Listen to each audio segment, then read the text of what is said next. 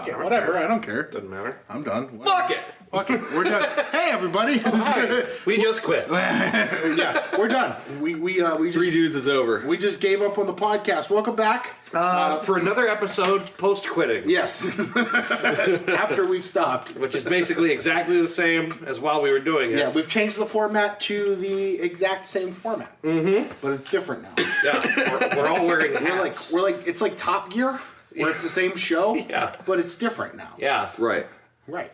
Yeah, and you can't have the Stig. Right. So whoever our Stig was actually... Our Stig was the dog. And Yeah, the dog. Yeah, the dog is gone. The dog has been punted into orbit. Yeah, we got rid of him. He's hard to pick up, but successfully punted. Yeah. Surprisingly easy to kick. Yes. Yeah, he's really light. He's heavy to pick up, but he's light to punt. Yeah. Comes off the boot really nice.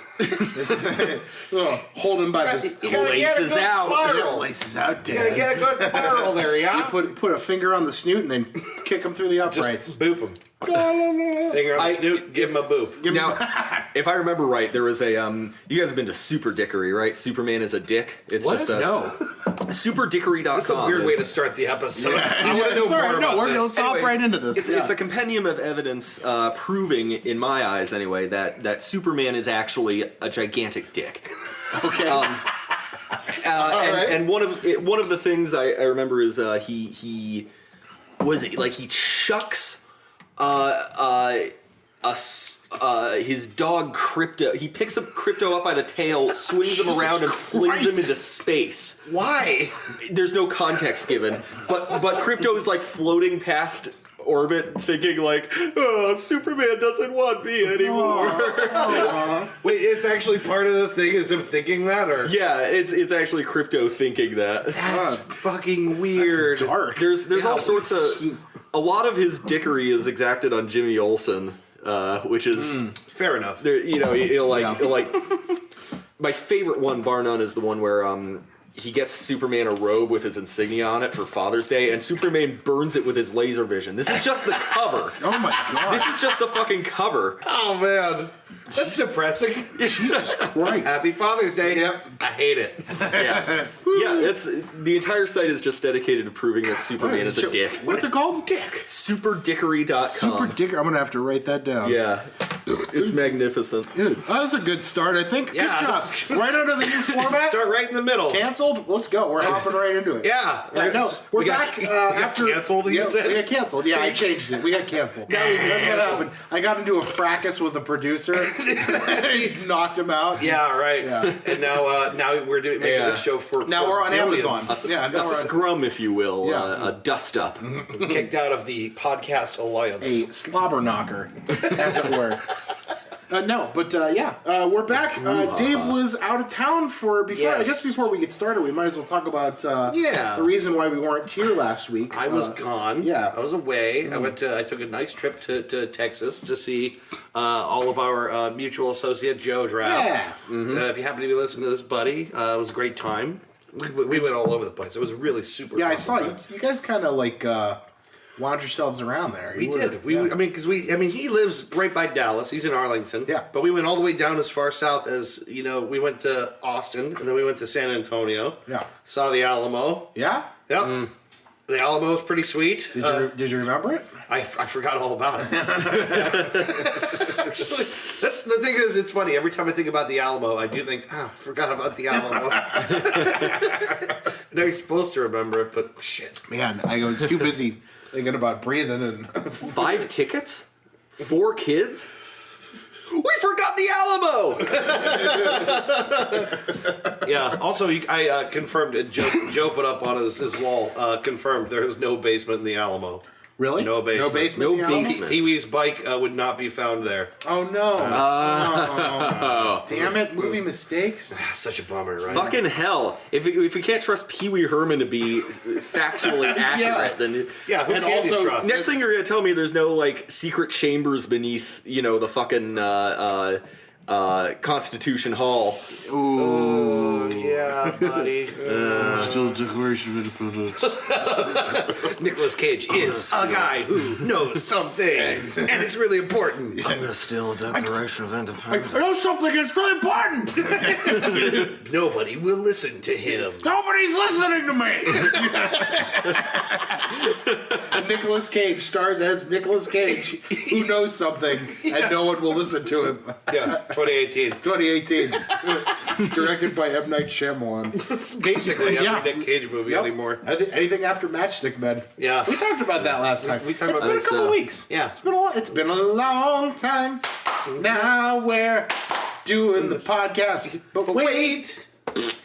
Alright. So anyway, but you had a good trip. Yeah, it was awesome. I can confirm that Austin is pretty weird. I can confirm that everything is bigger in Texas. Yeah. I had a breakfast burrito that was fucking remarkable. It was terrifying. Everything was really cool there. We saw the Texas Chainsaw Massacre house. That was super sweet. They turned it into a cafe since. But like being in there, you can look around and be like, oh shit, I'm in the room where Grandpa sucked the blood out of our finger in that dining room scene or whatever. It's like, oh. Real creepy. Really good time, though. Really good time. I feel like Texas is probably houses both the best and the worst of America. Yeah, probably. Depending on what time of the year it is and what's going on in the political climate. I think it depends on what city too, because I've heard tell that certain cities are just pockets of liberalism in an otherwise fairly conservative state. Not like hyper conservative, but Yeah, right. Yeah, but also I think like what liberalism means down there is totally different too. My favorite thing that I heard while I was down there, I happened to have the radio on to the same station as the Kent NPR station, right? Yeah. So I had that on. So when I turned my radio on, I heard a woman saying, "Your phone might have anti-Christian beliefs," and I was like, "Oh no, my phone! Oh God, I don't want my phone to be one of those atheists. Tell me more." Like, I guess the gist of it is they have a service called Patriot Mobile that doesn't donate money to the gays or something. Oh, okay. So you could feel good about having a phone through them. You know, whenever something horrible happens in our like the nightclub shooting, I think to myself, you know what? I don't want to donate to gay people. They have it easy enough as it is. Yeah, seriously, like what the fuck? Come on, Seriously. like gay people don't have it hard enough. You gotta not donate to them. Yeah, right. You can't even give Verizon money because Verizon might give them a little bit of that money. It's not like every homosexual in the country is like, give me money. Like, those are all like panhandling on the street. Yeah, right. Fucking psychos. Yeah, seriously. Like, some people's perceptions of the world are just fucking bent. And I did learn that they think real differently about a lot of things out there. But I think I want to make this statement about Texas. It's a cool fucking It's a cool place. Yeah, It seems like it. It's booming. I mean, the thing that struck me is we were driving down the freeway between like Arlington and Dallas, right? And they were building a mall in 2017. They're building another mall. A new one? And there was a mall 15 minutes down the road that we actually went to, and they're building another one because they don't have enough mall. Well, yeah, but one guess as to why this is.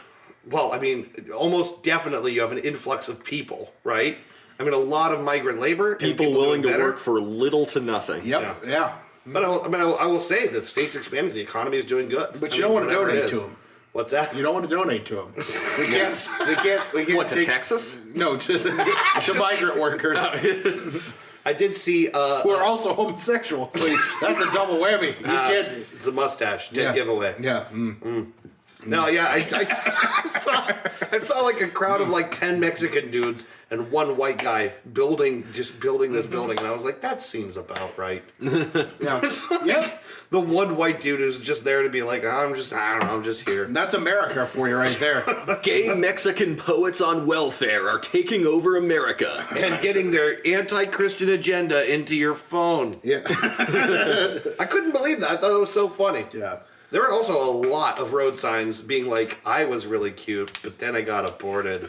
Or like shit like that, you know? Where it's like all this stuff about like when your baby's heart starts beating and shit. Yeah. You know, I don't know. I don't think it's that much different than here, though. No, it's not. That's what's It's really interesting. not. No, the whole country's full of Those opinions exist in abundance in all places. Stupid people. Yeah. No. You know what? I don't want to. It's not stupid people, but I don't want to People who have slander never had to anybody. deal with it.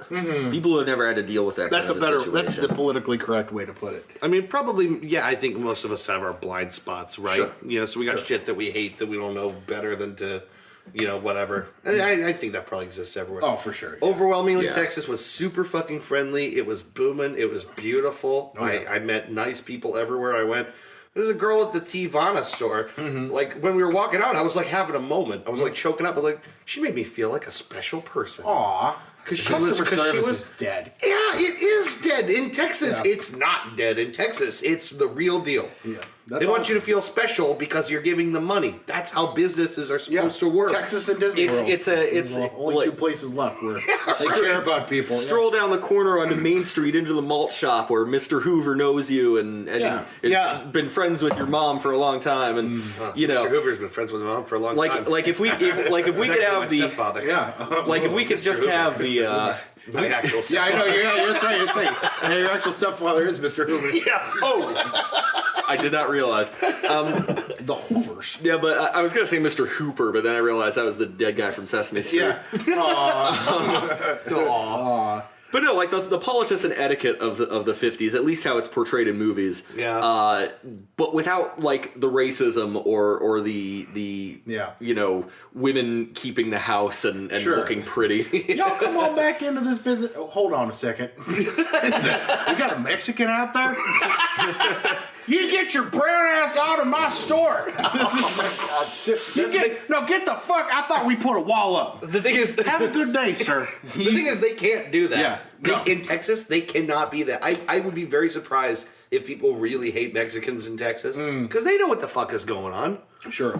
It's fucking great. You can't be that close to it without knowing exactly what's going on. Yeah. Right, exactly. It's like that's why you have like a sweet ass mall and another one on the way. It's like you have people willing to come in and work, and that's everybody. I'd be willing to bet that in most parts of Texas, there's a thing that I've seen around that internet on their internet where it's like Those internets. ultra left, ultra right, Yeah. bickering, and then people in the middle going, "Shut the fuck up!" Like, Yeah. Yeah. I would imagine that's most parts of the country. I think it is. Like we see all this polarizing crap in the media all the time, but I would imagine that really most of Americans are people like us who are just like somewhere in between that spectrum, who are just like, "Oh God, stop." There's like the Please people. stop. There's the people who want to like destroy the other side, and then there's those Yeah. people who want to destroy that side. Right. And then there's like everyone else. We just kind of want to have a beer and jerk off. Right, exactly. That's all it is. We're just trying to like live our normal. That's the lives. American dream. Have a beer, jerk off, and go to bed. America. America. Have a beer, Jerk off and go to bed. maybe get a cheeseburger in there somewhere. Yeah. I don't know. So should we open with our? Yeah, I guess it's time that we open up the podcast after we open up the podcast. Sorry. That's all right. No, it's been a couple. We gotta Anyway, we go gotta to get Texas. That's why somebody should go to Texas. No, that's good. Well, I guess we might as well start with why we're fucked this week. We are fucked. I'm trying to organize. I have a couple of them, so I guess we'll let me start with the one that just happened 30 minutes ago. What? When I went to go grab my beer for the show. Oh. Went to go get my booze for the show. I got my cigars earlier. Didn't grab my beer. Yeah. When I went, it started downpouring. We'll get into this later, but Oh my god. Oh Jesus. Oh, my first burp of the show. oh wow. It's First good to burp be back. First burp of the new rising sun. Yeah. My dad's back in town from California, so I bought him a microwave. Oh, do you mean My dad's back in town from California, so I went to work, bought him a microwave because I get a discount on that shit. Yeah. And that's what took me so long to get over here. Mm-hmm. And it started raining as I was leaving, and I left, and I'm like, I gotta go grab my beer. So I went across the street to the Golden Food Mart. Yeah, yeah. golden. The Golden. The gold. I went across the street and it's downpouring, sheets Yeah. of rain. Yeah, of And I course. get out of the car and I'm already wet. I'm pissed off because I got water on my new Air Jordans. Yeah. And I'm not happy. Yeah. But I get up to the door and there's these two old guys. Yeah. And I went to open the door and they're like, "Oh, you can't come in here." And I'm like, "Excuse me?" At the front of the building? Yeah, and it's pouring. It's pouring down rain. They're like, "You can't come in here." And I'm like, "What?" And they're like, "You can't come in here. She's in the bathroom." And I'm like, and I went, what? Oh, because so that no one robs the place. So no one robs the place. And I close the door, and I open it back up and I'm like, wait a minute. I open it back up to go back in, and they're like, no, you can't come in here. I said, why are you in here? And they're like, well, she asked us to watch the counter. I'm like, so you guys are okay to watch the counter? They're just guys. There's two guys. It's just like, okay, then just watch me in there where it's not raining on me, you dick. Right. Watch me inside. And they're like, well, if you want to hang out, you'll be back. And I'm like, no, I'm not coming back here. And I just close the door. And I'm pissed, so I had to go to the drive-thru. And, That's fucking, that makes me so mad. That just pissed me off. I mean, it's like, it's a little slight, but I'm like, what the fuck? What makes you two assholes so special? Yeah. Fucking balding. Is the one guy guy that's just always there with the sort of like slack The half bald guy? Yeah. And he's got like a gigantic beard. Yeah. That dude always giving me the willies. Yeah, he's always there talking to everybody. He's like, oh, you can't come in here. There's two of them, though. There were two guys who are our customers. And they're like, you can't come in here. What the fuck you? Like, what the fuck are you talking about? Like, get out of here. Was the door locked? No, it was open. It's like, lock the fucking door if you don't want me to come in there. Oh my god, dude, very weird. I got like half into the store. They're like, you can't come in here. I'm like, what the fuck you, man? I just want to, I'll wait at the counter for her to get done taking a shit or whatever she's doing. Like, taking a big shit. You can follow me to the, I'm not going to steal anything. I just want my beer, and I don't want to be wet. Yeah. While I'm waiting for it. Like, fuck you, man. That was just a little slight. It pissed me off. Mm-hmm. We're fucked because those dumbasses were given the tiniest amount of power and abused it in the worst possible way. This is what I'm talking about. This is a continuing trend with me on this show. Yeah. Is people who think they have this little bit of power and abuse it, and I fucking let them get away with it, and I shouldn't have let them get away with it. No, you shouldn't have. I should have walked right past I should have just walked right past him, grabbed my beer, and waited at the counter. And stolen. I should have proved them right and stolen it. And grabbed that in a bag of pork rinds and just walked right the fuck out. Give him the finger the whole way home. Fuck you. You fucking assholes. Yeah, no, that just pissed me off. Very annoying. I felt slighted. And just for me, I was just sad. Just for you. For me. Just for me. Just for me. For my little feelsies. God, is there any other Bill Burr jokes we can do? I know. Let's just keep taking his stuff. We're now reading for Dollar Shave Club. And, let's just take all his shit.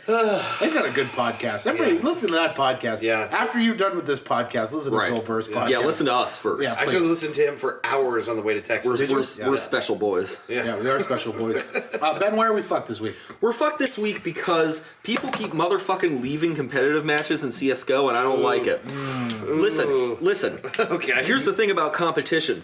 If you're in like, I get it. You're some reject playing Counter-Strike on a computer. You're not fucking you're not Sidney Crosby.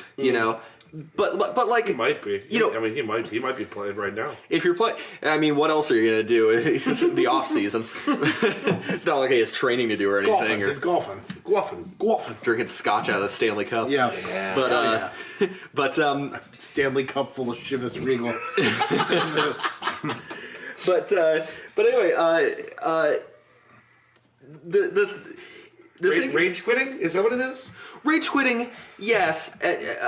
Incurring a cooldown willingly, like it prevents you from joining up in another competitive match for a certain amount of time, and the more often you do it, the higher that cooldown is. It can go up to like a month. Wow.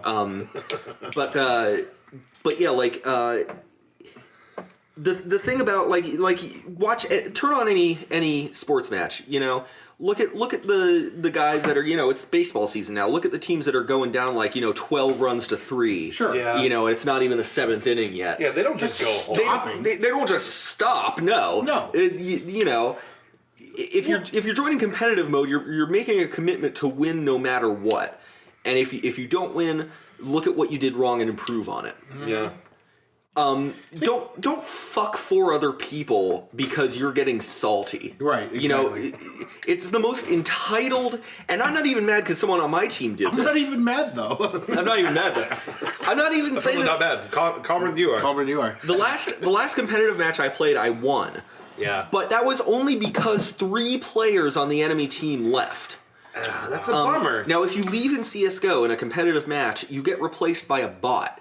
if a player dies, they can take control of one of those bots and get kind of a second chance. Well, that's a good way to handle it, yeah. But it's still nowhere near a substitute for a human player. Sure, absolutely. Because those bots will often rush into situations and die first. Yeah. Once in a while they might get a lucky shot, but generally it's no substitute for a human player, and it's no fun.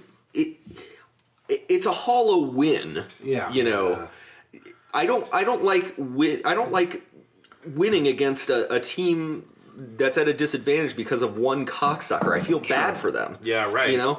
Well, like those of you listening who aren't gamers, think about like some of the greatest sports comebacks of all time. Think about when Cam Newton played for Auburn.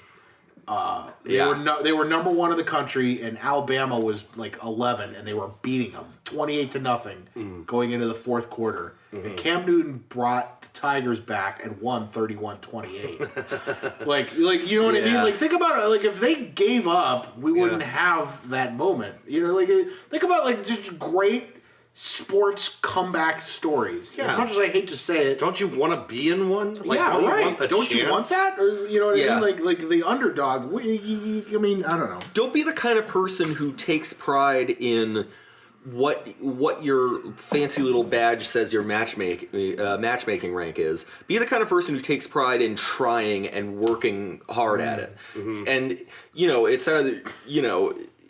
it sounds maybe a little over the top, but if it's a hobby and you enjoy your hobby, you should try your hardest at it. Sure, you don't just quit when things don't go your way. That's what a child does. Sure. I feel like we've talked about this really recently. We've talked about it on the show before. I'm sure we have, but this just specifically is don't give up in a competitive situation. Don't give up. Let me destroy you. Right. Yeah. Well, sometimes you got to get your ass kicked. There's times in life, in video games, in sports, you got to just lose really hard sometimes. You got to bite the dirt and just suck it up and take it. It's an important lesson that everybody needs to learn. It's a tempering exercise. It's right. It's okay to lose sometimes. That's how you get better at stuff. Anytime you feel too good about yourself, you should walk into something you're no good at. Times when I do really good, and then there's days where I sit there for 2 hours and lose every time. Eat shit for like 2 hours. As soon as you start thinking you're hot shit at anything, go get clobbered at it. Quick. Yeah, definitely. Chess. I'm a big chess player, and it happens to me all the time. I'll get my rank up. I play on chess.com. And I'll get my rank up I play speed chess a lot of the time. Yeah. Right. I'll get real high. Sure. You pussies. Yeah, that's a good lesson. Face it, I'm going to write that down. There's one of my favorite Captain Picard quotes has got to be, "It's possible to commit no mistakes and still lose. That's not a weakness, that's life." Sure. Yeah. Exactly. Yeah, sure, just being outplayed. Dave, why are we fucked this week? Well, I will tell you why we are fucked, and I don't know if you saw this or not. This is in the news yesterday, and I want to pull it up because I want to get his name right because I didn't know what his name is. Mark Margolis. He's the guy responsible for playing Hector Salamanca. Oh yeah. On Better Call Saul. Dude went into emergency brain surgery yesterday. No. Is he okay? No reports since as to what his current state is. So I guess, the guy's old. He had a fall, and he whatever it was, they had to put him through emergency brain surgery yesterday. Oh my God! Wow. Right, which is bad news for him, and also bad news for that show. Yeah, for sure. So I mention it because of all the people throughout Breaking Bad and Better Call Saul. He has to be the most fantastic. Yeah. That dude, for the entirety of Breaking Bad, didn't say almost a word. Mm-hmm. And then in Better Call Saul, he comes back and he gets to be an actor. Yeah. I'm thinking about that scene in Saul when Mike walks in and gets the meet up. Without spoiling anything with the show. Yeah, because I still haven't seen it. He goes into this place that he runs. It's an ice cream shop that he runs as a front. And Mike is negotiating something with him. Yeah. And he sits down, and they're patting Mike down when he walks in, and they find a gun on him, on his hip. Yeah. And Hector's sitting there with his cigar, and he's leaning back in his chair, and he goes, "I don't care about the gun." And it's just like he's just like he plays the suavest, scariest fucking guy. Yeah. He's so scary in that show. He's incredible. You say though he finally gets to be an actor. I could argue though that playing the role he did, playing a wheelchair-bound mute guy Yeah. is an even greater challenge as an actor that he absolutely pulled off. Yeah. Oh, How much he nailed sold it. just with his face. Yeah. Absolutely. He had one word available to him, and it was ding. Ding. Yeah. Brent Spiner as Data in Star Trek. Same kind of deal. Limited in what he can do, but can convey, it, right. so much. So he's fantastic. Obviously, I'm hoping that he has a Absolutely, full recovery. Drink to his recovery. Yes. Honestly. Yes. Seriously. The show is great, and he's a great actor. And, And it would be ill served without him. Yeah. That's They So we're fucking- definitely fucked on we that are one. definitely fucked. Well, I guess we might as well take a pause break here, and then we'll come back with smoking and drinking, and we'll get into the topic. I'm hosting this week, by the way. So, Yeah, that's right. Yeah. So you got We'll a come back topic in. for us. I do have a topic for you. You actually do now? I do. Okay, I do. good. Yeah, we're good. I had a couple swimming around, but I think we got it figured out. All right. Well, Wonderful. we'll take our applause break. And be right back.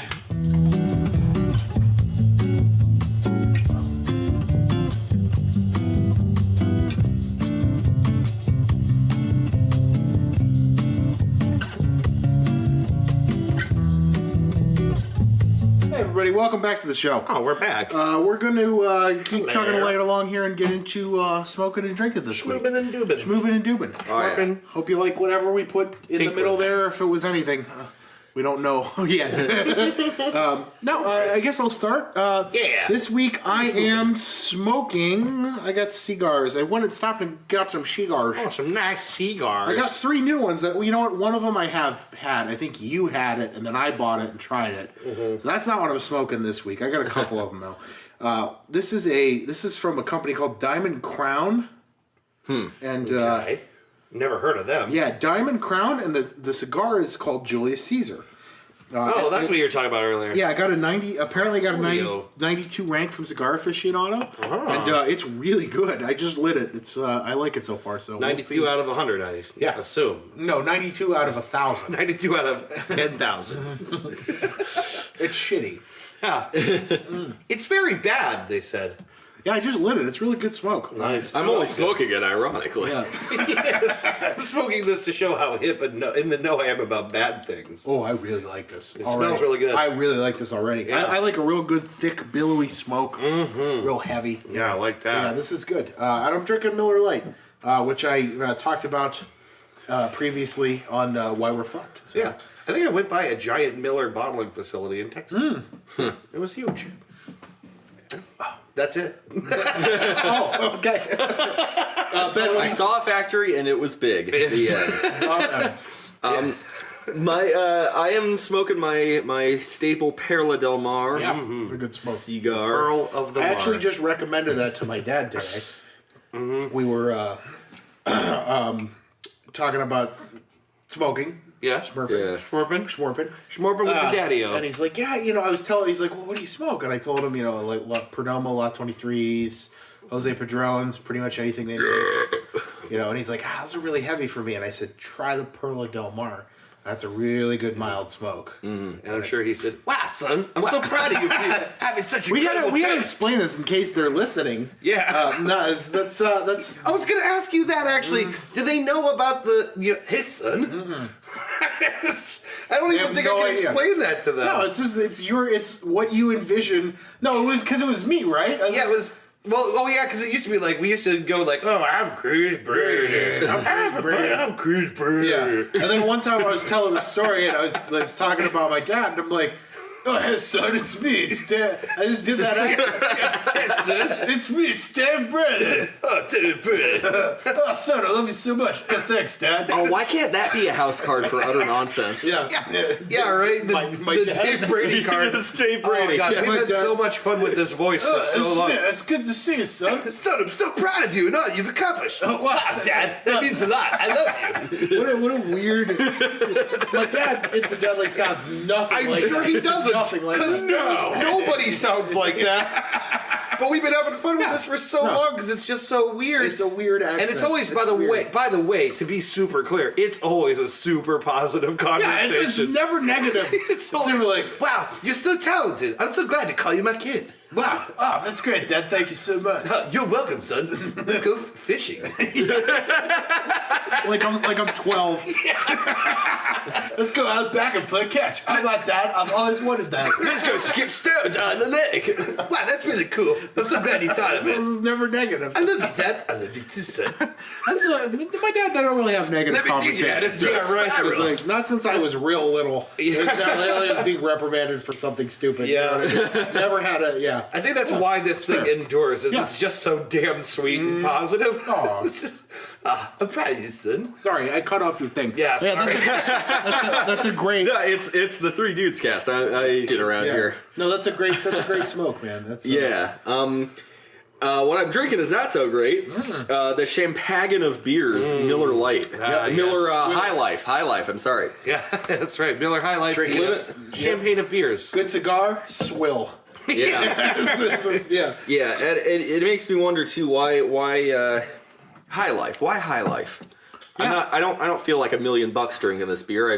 I feel like I should be I don't know, smacking my kid and shooting heroin. Great marketing campaign because it's like the second or third most drank beer in the country. Sure. So I No mean, shit. Well, you that's know way up what? there. It makes perfect sense. It makes sense in the context of beer. I feel like there was a time where it had to be clearly superior, right?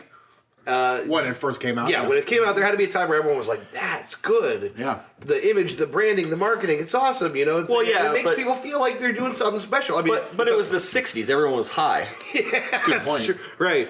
I don't know. I'm sure also- that it's changed a lot over the course of its Shout out life. to Miller High Life, who has never really changed that can. No. That can has been For the most consistently. And shout out to Miller Lite for changing the can and bottle style back to the Yeah. old school. Yeah. because the old school design was the best. Yeah, it You looks great. It looks the best. When I really want to feel like a 70s sleazebag playing guitar in his garage and Yeah. staring at 14-year-old girls. Yeah, That's When I want to do that. I turn to Miller Lite that's it.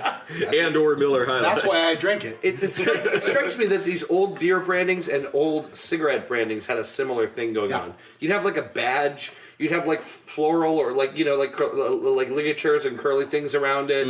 You'd have some kind of statement of how long they've been around. Sure.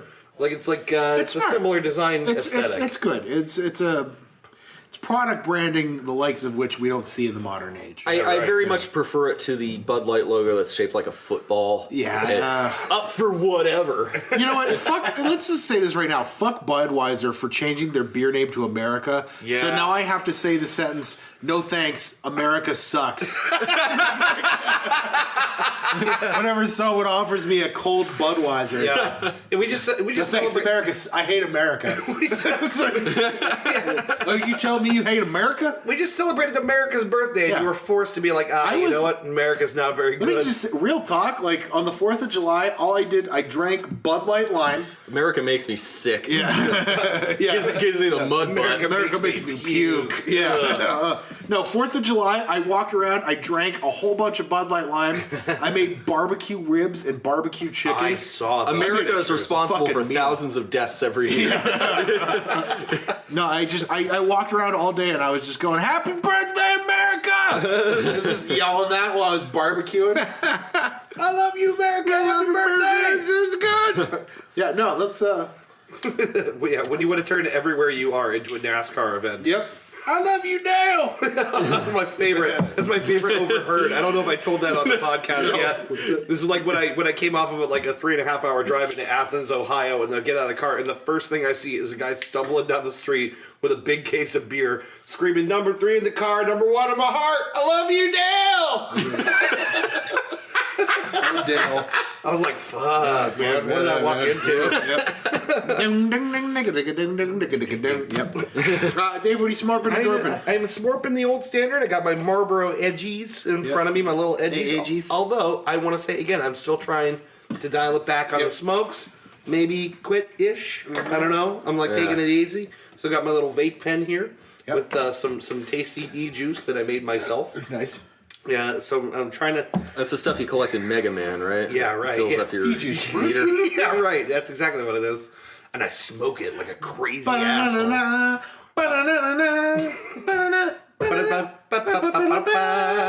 Yeah.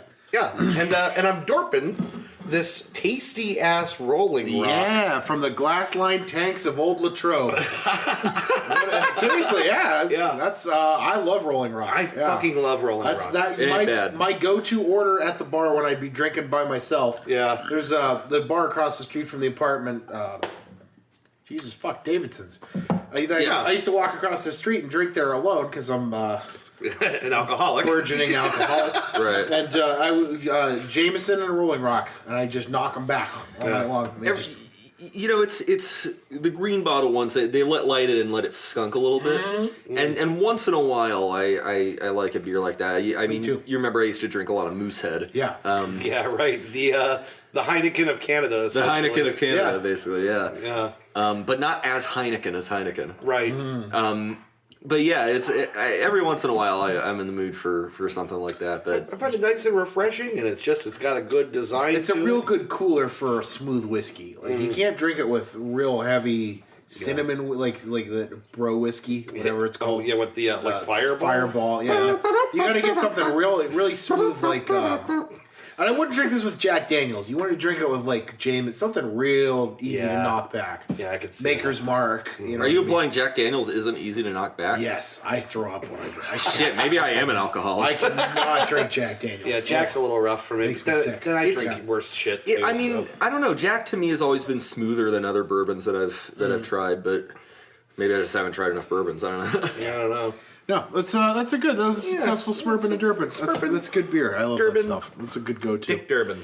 Well, I guess we might as well get into the topic this week. Yeah, what is our topic, buddy? Well, Great topic. as I previously brought up, my dad came back into town. yeah. Dad's been out of town for 6 years. Typical. So yeah, my dad and my stepmom came back in. I got to see him today.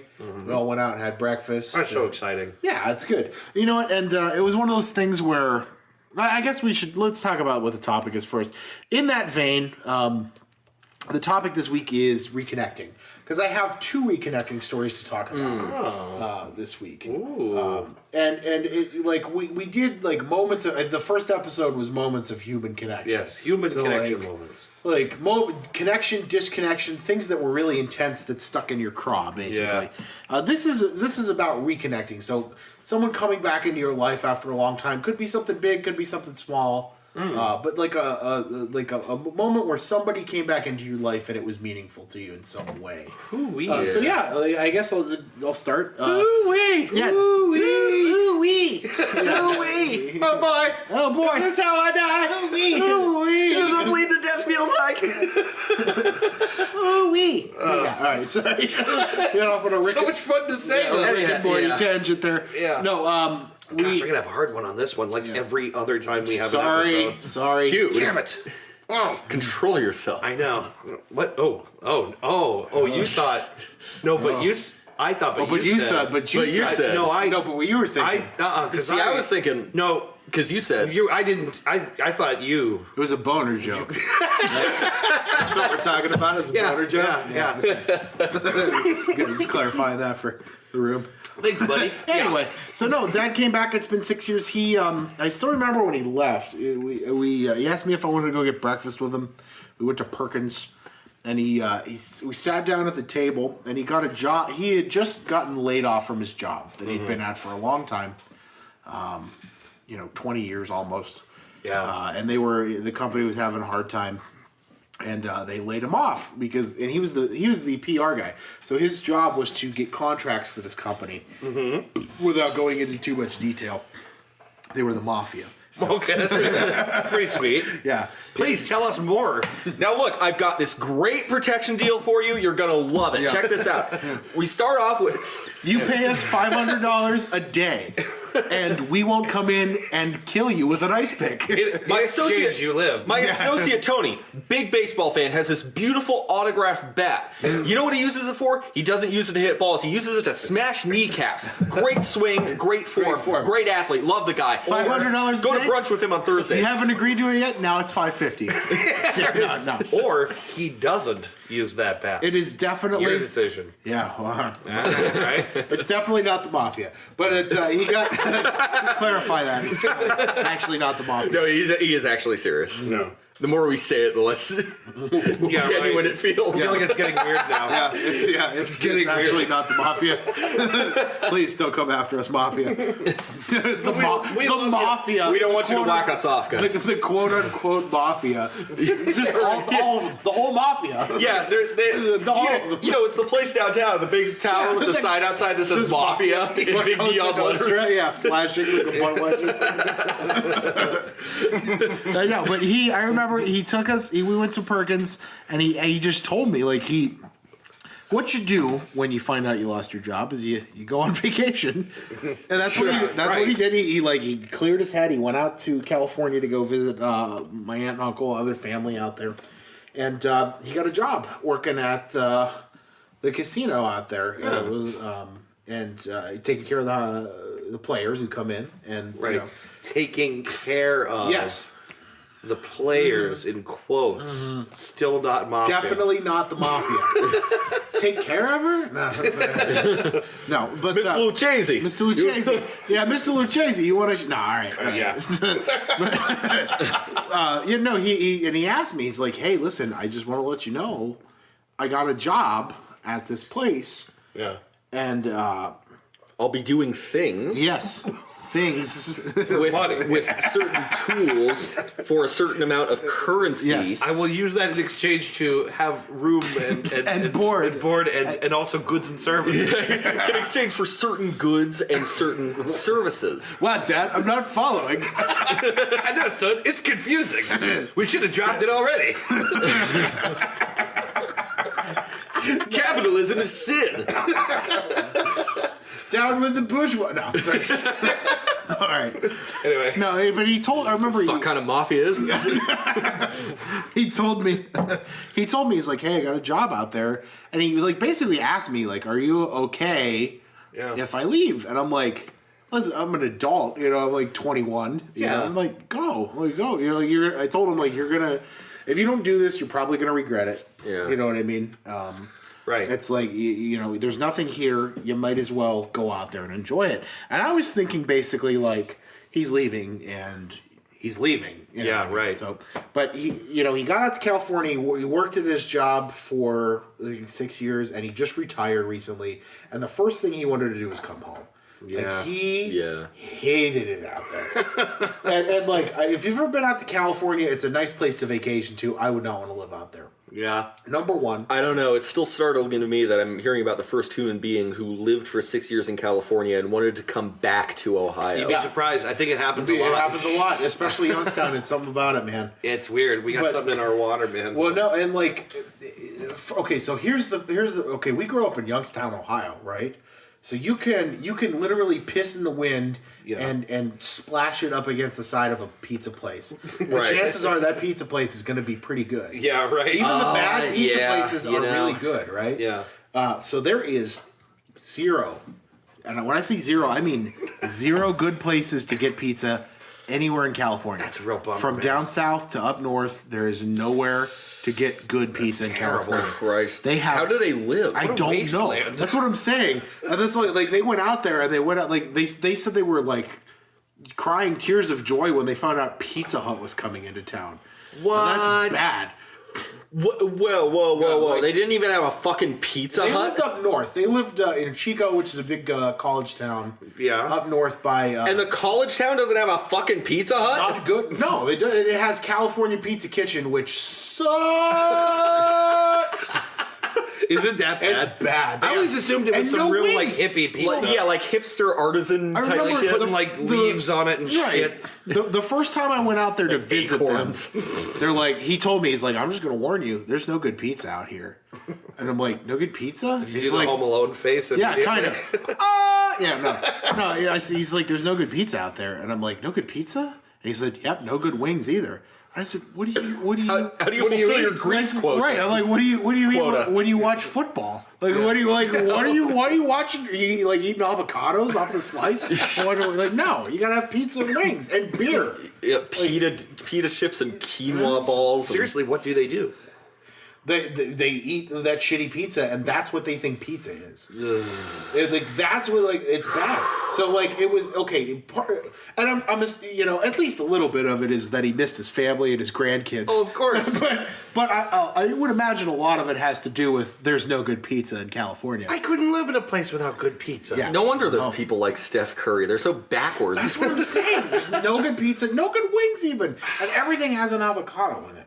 I don't like that. I don't like that either. I am not. I'm not. I'll eat guacamole. I'm fond of avocado in that form. So the first thing they did when they got in town last night was go to Belleria and get real pasta. Yes. Which was funny. Like Belleria's like around here, it's a big, well-known chain place. They sat down at Belleria. Yeah. They ordered as much food as possible. They got a big stack of greens and like the bread. Yeah. And they got a big, plate of pasta with actual sauce on it. That's the other thing.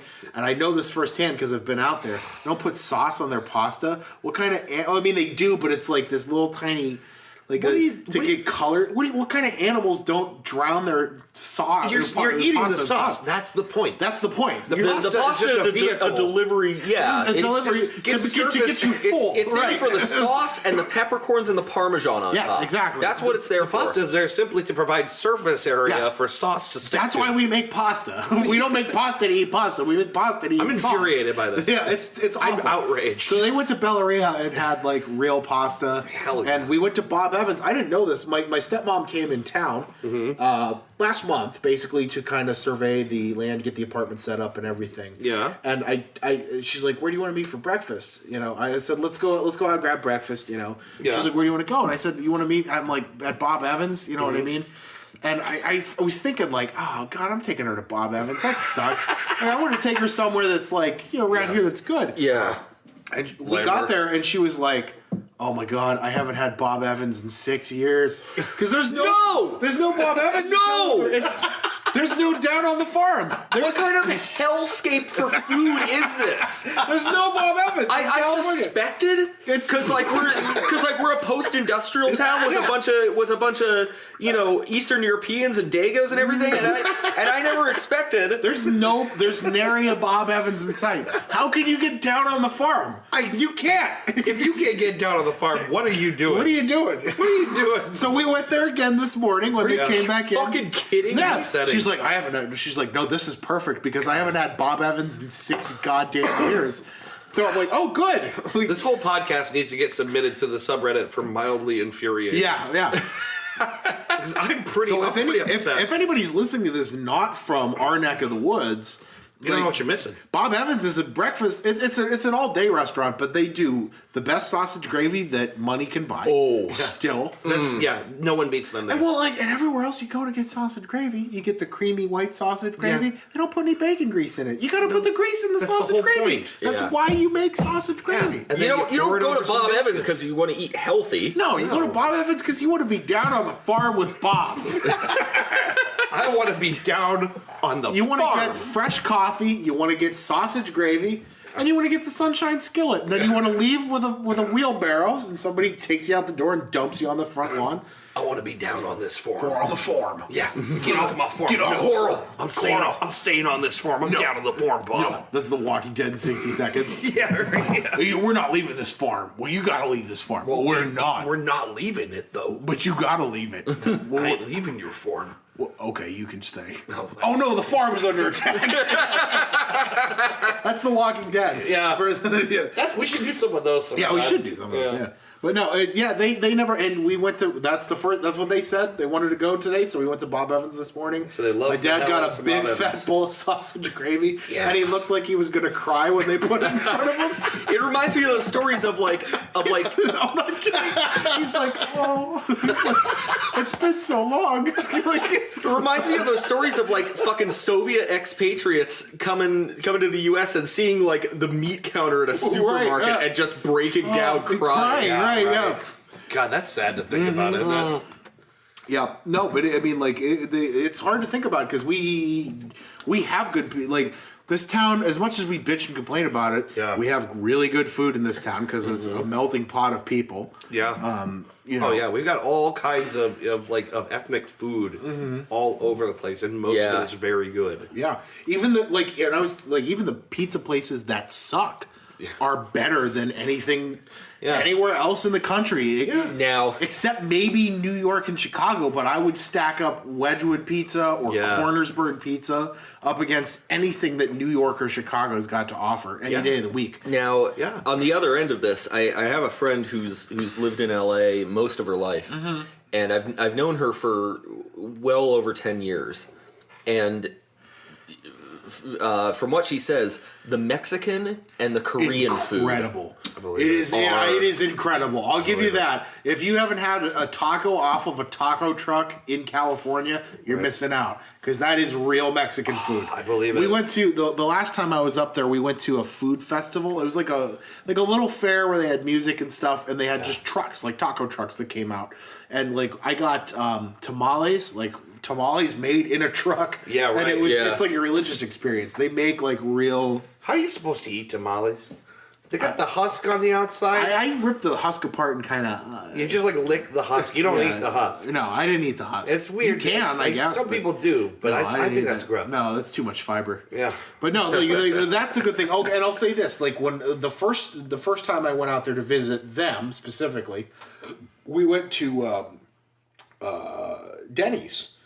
A Denny's in California. Yeah, we just went to a Denny's because it was like midnight when I got in town off the plane. And like I got the nachos that they make at Denny's. Yeah. Which the nachos, you get the nachos at Denny's here, and they suck. Yeah. You get them there. Like everything in California is fresh sourced. So the onions. They got a huge farm economy there. Right. I mean, California has tons of farming. The meat is like made on a farm down the road. Yeah. The tomatoes come from a farm down the road. The onions come from a farm down the road. Oh my gosh. So it's like legit. It was really good. You know, so stuff like that. But like I'm thinking like the comfort food. In Youngstown, it's a comfort food kind of thing. Absolutely. And pasta, pizza, hot wings. Yeah. Well, because it comes... They don't know what B-dubs is? They don't know what B-dubs is. That's insane. That's insane. Well, because here, again, it's a post-industrial town. It comes from a tradition of making shit at home with whatever you got. Sure.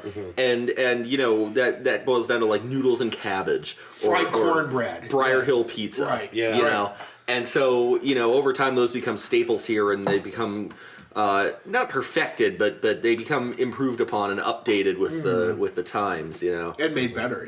Yeah, absolutely. Yeah, certainly made better. So it's like he said tonight they're getting Wedgwood pizza. Goddamn right. You know, but it was like I getting back on topic. Like it was when I saw him today, it wasn't like this thing where it was this big. Like, oh God, you know, like the warm. We're from Youngstown, so there's no warm, fuzzy, you know, like oh God, you know, like no tearful, you know. It was like it's like he never left. Yeah, like he came back here and he's still the same person, and that place didn't change him and didn't make him too soft or too hard. Yeah, or too bleached. You're right, exactly. He came back in town. He's alive and kicking, and it's like he never left. So and he got to reconnect with a giant bowl of gravy. Now that's a special and he took experience. some home. He got the bowl. And he took some home, and he's like, "Oh, we got to get biscuits so I can make breakfast tomorrow." Yes. Yeah. Fucking A. No, but yeah, it was like he never left. So it's really glad. It's a really good thing for me to have. For me, it's a really good thing to have him back. I'm happy he's home. Absolutely. Yeah, I'm glad too. And if he is listening to this, hi, Dad. Hey, David. Hey, David. Hey, Pop. Everybody wants to hang out with you. Yeah, seriously, we've been saying this for a while. Yeah, it's just like we gotta hang out with Dib. Alec, my best friend, my oldest and greatest friend forever, Alec. Hasn't seen him since since he left, like 12, 13, you know, a long time ago. You know, he hasn't seen him since we were younger, you know.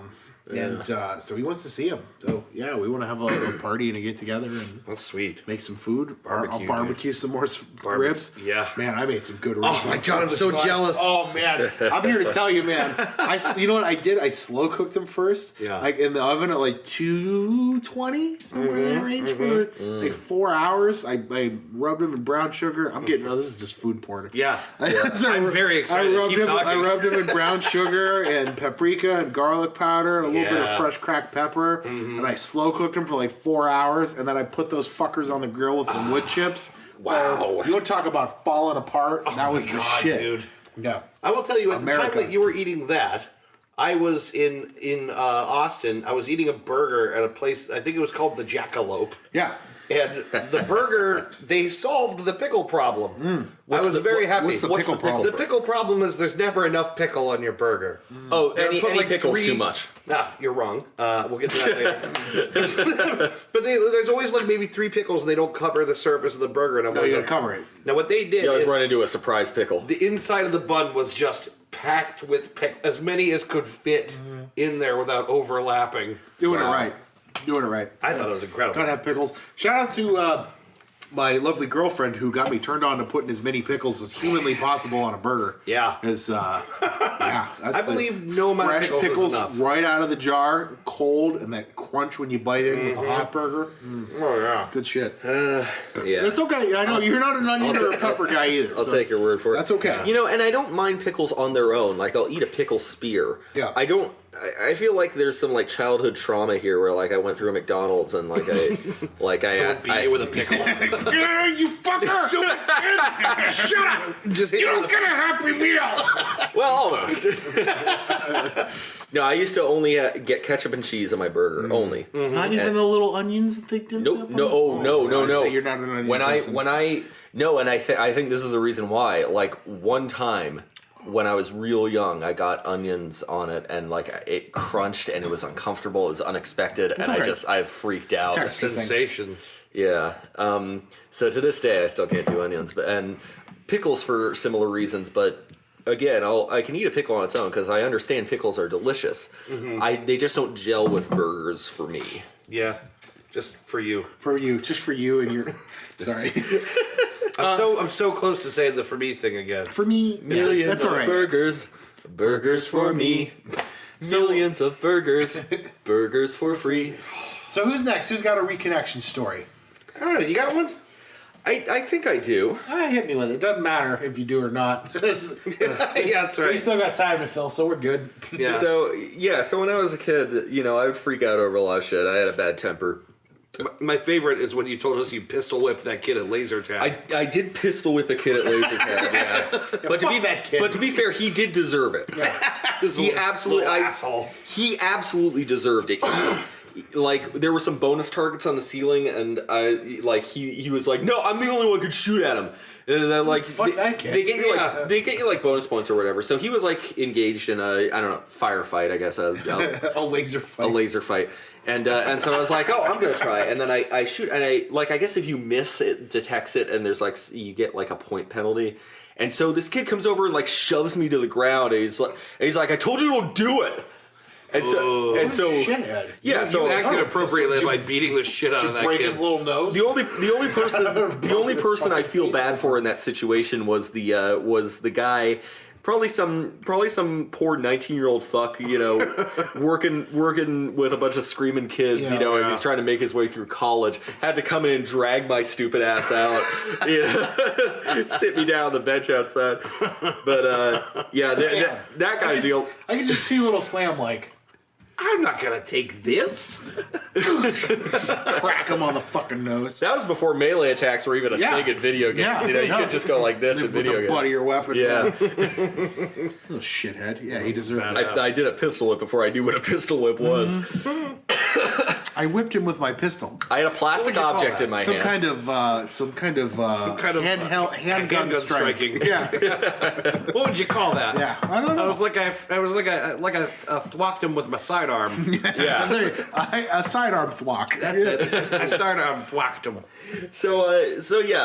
Point is, I was a problem child. I got in trouble with the law once or twice when I was younger, and because of my temper, because of getting into engagements with grown adults sometimes. Yeah, whatever. And so I had some AIDS when I was going through school. Not AIDS in school? acquired immune deficiency syndrome, but Did my God. Did you Magic Johnson that? AIDS with an E. This isn't funny. Oh Jesus Christ! like presidential AIDS. I had some AIDS in school. It cleared up. This is a little rash. Everyone goes through AIDS when they're I just 12 or 13. I put some makeup on it. Oh God! How uncomfortable can we make Dave before the end of this bad. podcast? So there was this aide I had, Mr. B. Mr. B. Mr. B. Mr. And his B. delicious chicken. Another reason to eat Yeah. food in Youngstown, Mr. B's chicken. I'm sorry. Yeah, Mr. B. Yeah. B isn't his last name. His name's Brian because I'm on like a first name basis with him now. Is Brian B? No. His last name is a totally different letter. Oh, okay. But everyone called him Mr. B for short for Brian. Okay.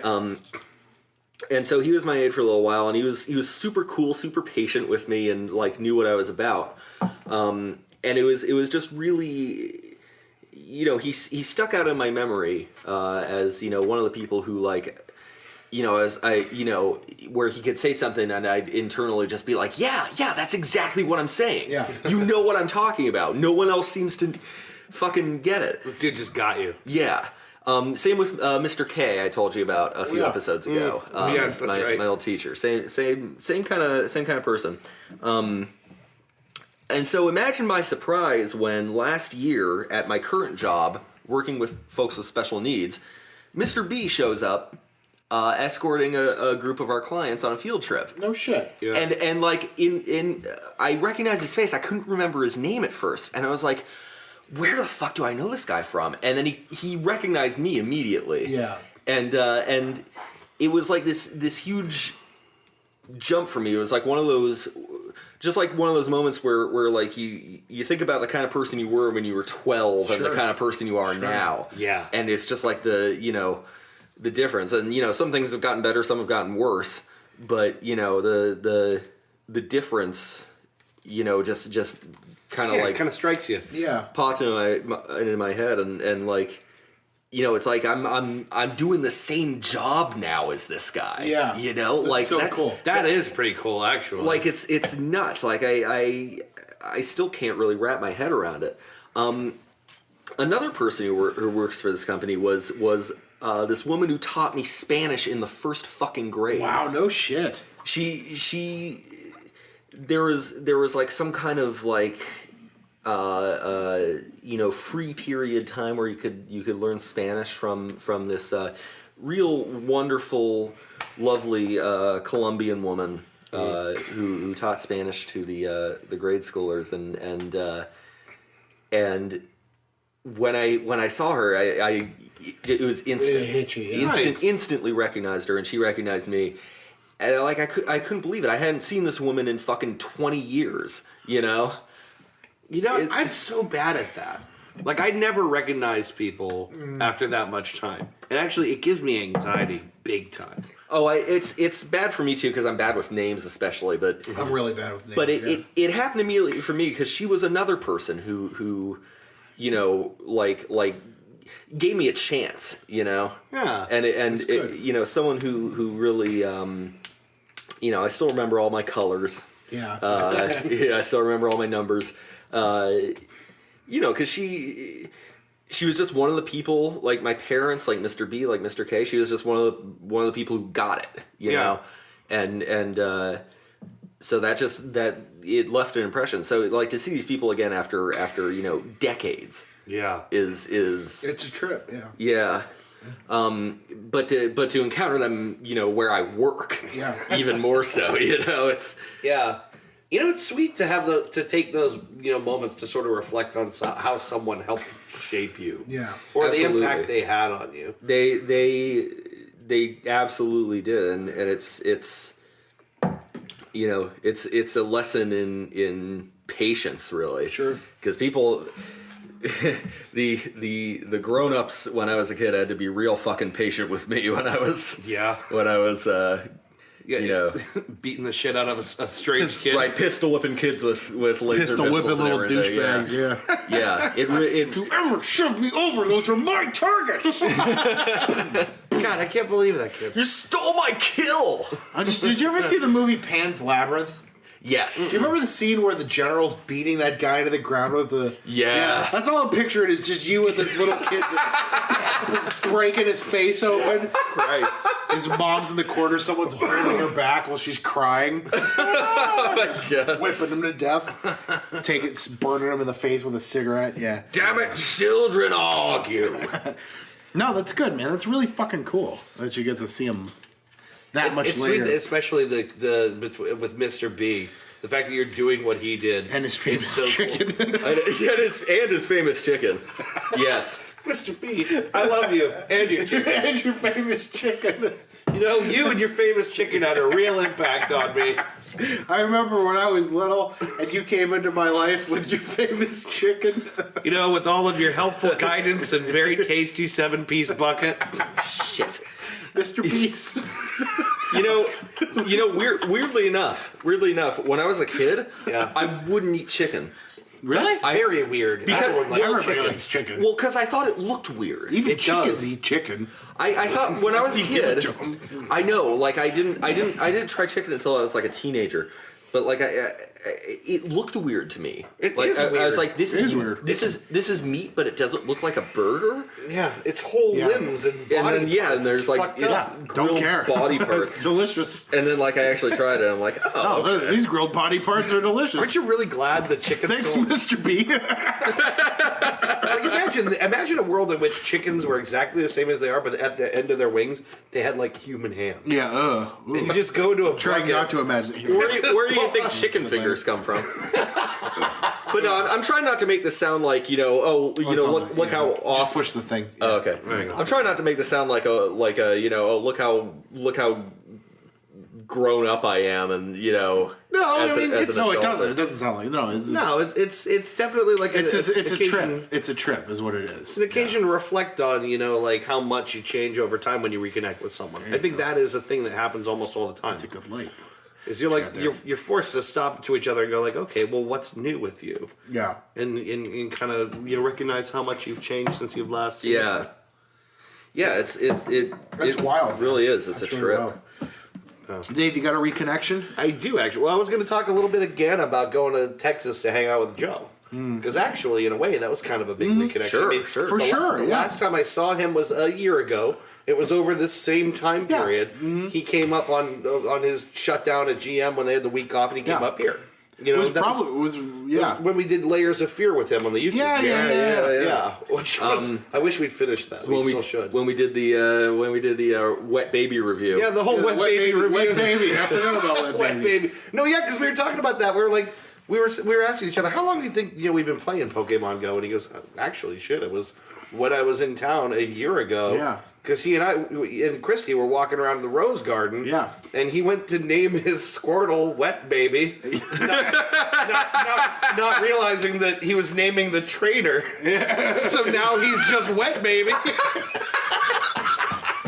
Wet baby. Wet Baby. I forgot that's where it came from. It's so funny. Like, Wet Baby's a great name for a Squirtle. Yeah. But it's a bad name for you. Yeah. Right? Wet baby. Yeah.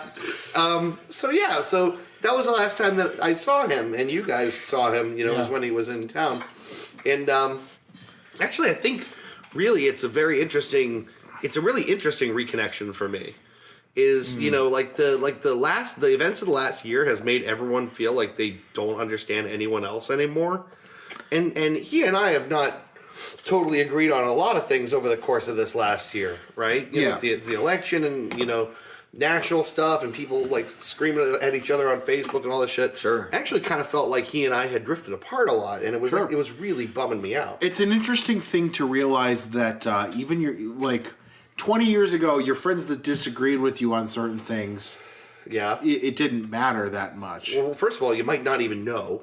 Right. Because everyone wasn't screaming, here's what I think, all the time about everything. Yeah. I had to take a big step back away from that because I felt like I was one of the people. Like, everybody is going insane, including me, and I need to take myself out of that situation. Getting off of Facebook. Great decision. I need to get off of Facebook. I think it was like March when I did it, and I haven't. It's good for your mental health. It's okay. It's okay to disagree with someone on something. Yeah. And they're not a horrible person because they disagree with you on something. Yeah. And here's the thing. There's this common argument, especially on the internet, that I see. I don't know how often I've heard it in real life. Probably not at all. Where like if you have an opinion that is contrary to someone else's, they say it's bad because you're normalizing it, or because you're defending something that could also be defended by someone who is more radical than you. Sure. And that's unfair. Yeah, it is. That's not. Don't. You're not allowed to assume another person's intentions. Sure. You're not allowed to say that you're helping a distant extreme faction, Right. who might also agree with the same thing. That's bullshit. It's bullshit because specifically it avoids an argument. It avoids debating an idea on its merits. Mm-hmm. It just goes, oh well, this is a step before this other thing. Yeah. And so I don't want to let that thing in. And I've been Slippery guilty slope of this. fallacy. Yeah, I've been guilty of this too. Mm-hmm. I've been guilty of a lot of things Sure. that are probably not great. Yeah, we all went to college, so we were all, Yeah. Well, that's, I went to college. Yeah, went to college. Right. No, but like we all we've all been through that. It's okay to disagree with somebody politically. You know what I mean? It's not okay to get into a screaming match with your friends. Yeah, or to equivocate everything with Nazism. Right. No, so look, can we stop doing that? Everything's not Can we Nazis. stop doing that? And from the opposite end, can we stop calling everybody cucks, because it's losing its power now? Yeah. Or snowflakes. I told him when I was in town, I was like, I don't like that word, dude. Snowflakes, Nazis, libtards. What? Can we stop doing that? Yeah. Fuck it. Can we stop fighting with each other? Stop talking like fucking children. Can we all just jerk off, grab a beer, and go to bed Together, preferably. Together. No, honestly. Together. So this It's okay to disagree. It's okay to disagree on some things. It's not okay to yell at each other. So this was the experience for me. Was like seeing him for a week was more than just like physically reconnecting, being in the same place. I mean, I got an opportunity to realize that my friend really hasn't changed that much. Right. He's the same person. Yeah. He's kind of like the same dude he's always been. He's gone Dada. Yeah. He's taken a ridiculous political climate and turned it into something equally ridiculous. Yeah, because it's basically what I learned going down there was I've let what I read and what I hear from people That's a big realization. define my reality too much. It's a big realization. And you have to a certain degree, because that's how you form your own opinions about things. But that's not how you maintain them. Right. You don't want to. You don't want to just hear you don't want to see George Takei's Facebook page and just be like, "Oh no, there was a small baby got beaten, and it was okay in the South because I don't know." Right. Someone made a Native American joke about how I don't know. I was gonna say something awful. About how they're Native Americans. about how they're Native Americans. They're all native and existing in this country before we were here. Oh, about how Jack Daniels is the real menace to Native Americans. No, it's a lot. It's a lot of that. I think conservatives we all need to stop being offended. I think that's what it boils down to. This is a huge thing. Everybody needs to stop being offended at everything. This is enjoying being upset at everybody. This is important because I feel like there's a growing thing where it's like if you hear something about someone living to be offended or getting power off of being offended, you automatically associate it with someone who leans too far left. But someone who leans too far right does the exact same thing. Conservative Christians, they get way too butthurt over the smallest things. Sure. Everybody. It's not party specific. It's Deal with it. I don't Get think over any it. party has a controlling interest in using outrage to bolster their numbers, right? No, it's like liberals Right. need to learn how to take a joke, and conservatives need to not get offended at Starbucks. Like that's what it boils There you down go. to. There you go. Yeah, you know what I mean? Like Yeah. it's. I think about like my uncle Michael, who moved out to California recently, himself. He's a Republican. Yeah. And he is smart enough not to post his opinions on Facebook, because he doesn't want. And you know what? He's smarter than I am. Yeah. He told me the last time he was up here. He's like, listen, man. He's like, all the shit they're saying about Donald Trump, all the shit they're saying about Bernie Sanders, all the shit they're saying about Hillary Clinton, is all the stuff they said about Bill Clinton, is all the stuff they said about Barry Goldwater, is all the stuff they said about Ronald Reagan. My old it doesn't change. It's just getting more in your face. It's way louder. You know what I mean? One of my supervisors at my previous job was the same way. He leaned right, I leaned left. And he was always very And that's okay. sensible about, It's really okay. Yeah, it's okay. really okay to have different opinions on things. And you don't have to yell about it. You can have, I'm sure, I know you and I have differed on political stuff before. Yeah. You know what I mean? But it's okay to have a difference of opinion and still be friends at the end of the day. Yeah. You don't have to be mad because someone disagrees with you. So this is another thing about my visit with Joe that I really wanted to talk about is that, because he and I have only really been seeing each other's communications from afar for like a year, that shapes your reality. it shapes it shaped some of my understanding of what he's about, right? Sure. So I think it's fair to say, and he would probably agree, he has a lot of fun, trolling on the web, just sort of like getting people's Like you should. You should. You're right. Yeah, I sure. did too for a long time. So Yeah, that's okay. It's fun. It's just It is fun to be a bad person. It's really fun. It's fun to Take get the people's lower end. hackles up a little Sure, bit. exactly. I mean, I don't do a whole lot of it, but I understand it, right? Yeah. The one of the things that I learned, when I started talking to him about all this stuff in person is the primary thing for him is that he really believes in liberty, which a lot of people don't say because it just sounds like a given, But he really thinks that freedom of expression is really, really important, and that's got to include saying stuff people don't like. Absolutely. It's got to include saying stuff people don't like. Right. Which brings to mind an interesting point. I think any sensible person would say, anyone who says in earnest, not just internet trolls, but anyone who says in earnest Hitler was right, should be beaten. I agree. But I don't think anyone should be beaten for that, though. But that's the thing. On the other hand, we live in a society where opinions should be taken on their own merit and discussed. I think about a great quote my dad told me when I was younger.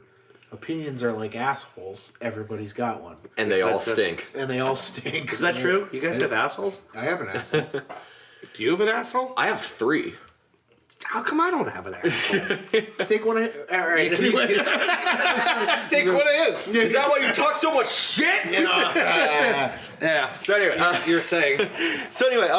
But then look at Germany. Germany, it's against the law to say shit like that. It's like you can be jailed for saying or doing any of that shit. But that's not what America is, I mean, that's the important thing. Right, but is Germany wrong to do that, considering they kind of suffered the most for it? I feel like every government has the right to some extent, barring They're a government. Barring human rights violations. Right. A country can govern itself as it sees fit. Barring the question is, what is a human rights violation? Right, and we maintain that freedom of speech and thought is a right. Right, correct. And I think we're correct about that. To a degree, the government has the right to govern certain things. I think the borderline is when it's harming people. Yeah. Like if you go to a bar and you get drunk and you scream Hitler was right, and somebody says you can't do that, you're not really getting harmed in a, like not even a physical or an emotional way. You're not really losing anything that way. Now, if you throw your lowball glass at a cop and he arrests you, and then you say, my freedom of speech is being violated, then, you got a problem there. Yeah. But this is just something that I came to understand about him in specific when we spent time together. Yeah. And I think it was a very good moment of reconnection with somebody who, for him, ideas are very, very important. They're like the most important thing. It's like, quality ideas and defending those ideas, and using logic to support those ideas and talking them out. And so... And I 100% agree with that. Yeah. I'm a person. I have a lot of really bad thoughts that I think are funny. Yeah. And I would get mad if somebody gets like overly defensive at my really bad. And I have a lot of really bad jokes. Yeah. But like it's go ahead. But it's like that's the thing. It's like here's the thing. This entire podcast could be taken out of context by like the Huffington Post. Sure. Absolutely. If they wanted absolutely agree. If like let's say we were in any way known or famous, and the Huffington Post wanted to take this podcast and start using it as like a thing to talk about, like in Northeast Ohio, this is what people think is acceptable. Sure. And we're not going to let that happen. Sure. And we're going to inspire the outrage of millions. I mean, it would be very easy to take a lot of things we say out of context, or even in context, maybe they might upset somebody. I don't think it's okay for us to police each other's speech so heavily. I agree. I think that's a thing that is important to him, and I agree. Appreciated that about my visit with him. And here's I think it all starts with the fact that the news media in America is not unbiased anymore. No, they let opinions get into America. They let private sources fund the news. The news used to be a public service in America. Right. You had anchors like Walter Cronkite who would. That's just the way it was. You know what I mean? Like you had guys who would just tell you the news, and then you could. What a thought! You could think for yourself as a human being and formulate your own ideals based on the information that was given to you in an unbiased fashion. Because you were getting information. Because you were getting information. What you weren't getting was information mixed with someone's opinion. You weren't getting Bill O'Reilly or Anderson Cooper or you know what I mean. You weren't getting somebody's beliefs thrown at you. We have confused commentary for news. Correct, and it's really sad because there are and like.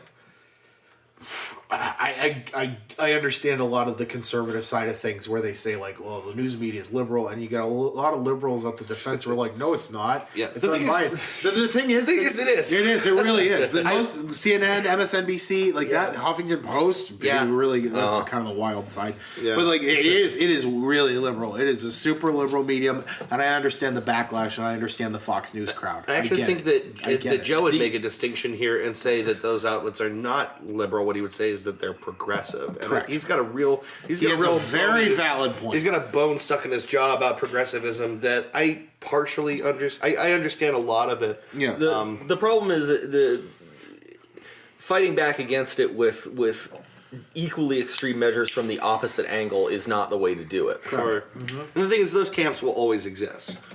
Because they create each other's existence. It's a matter on both sides of understanding without agreeing. You can you can disagree with something and still understand it. Do you know what I mean? Like there's a medium there that I think a lot of people aren't reaching, and I wasn't reaching it either for a long time because I was mad like a lot of people are. Yeah. And you can't. It's just it's okay to be upset about something, but you can't just force your opinions on somebody by screaming at them. Yeah. Or, there's a lot of people that want to do that. You can't do that. You can't do that. You're not going to change somebody's... You can make steps to understand somebody's beliefs, and they might come towards your side on some things, but you're not going to get there by screaming at them. Absolutely. You can't win that way. The same applies. I want to shout out to all the angry militant atheists on the internet. Yeah, please. Cut that shit out. Please stop. Understand why religion exists and what the purpose of it is. You don't have to believe in shit, but don't act like you're fucking you know, like you've got it all figured out. Right, exactly. You're some jackass on Twitter. You don't have the answers. I don't have the answers. You're making us normal people who happen to be atheists look really bad.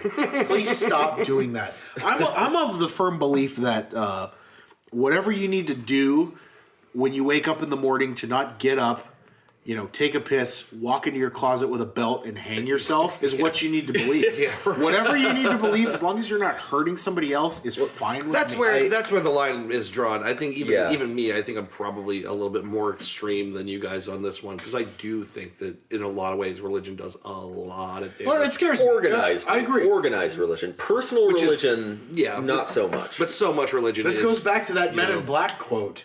A person is smart. Yeah. People are dumb, panicky idiots, and you know it. Yeah. Right. No, it's a truth. That's a true statement. Yeah. I agree, and I believe that too. I'm not a religious person, and a lot of organized religion scares me. But I'm not gonna shit on your entire belief system.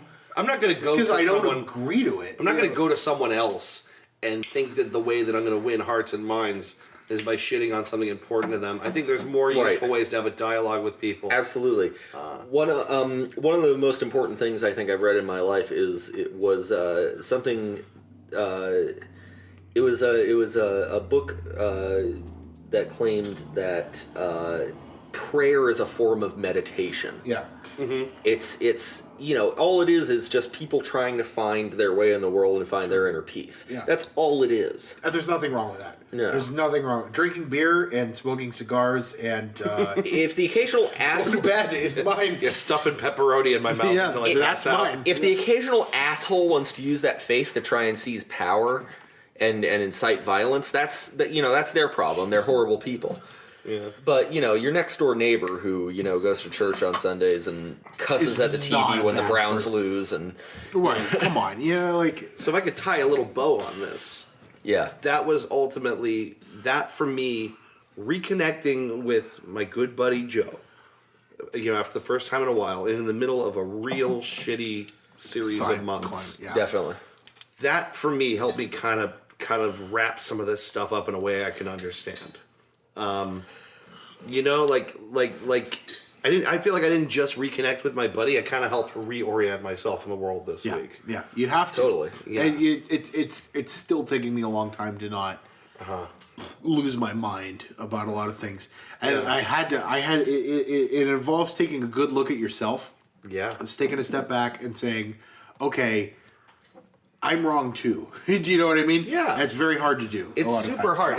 I'm wrong too. You got it right. You got to get off Facebook, or just don't be an asshole. Yeah. Just don't be an asshole to people. Yeah, just be nice. It's like all that matters to me is being nice. I feel like when you go to one extreme or the other, you do it because you feel like if you're a moderate, if you want to be in the comfortable middle ground, you're not ballsy enough. You're not standing up for what you believe in. No. But you know what? Fuck that. Yeah. Fuck that. The truth always lies somewhere in the middle. Right.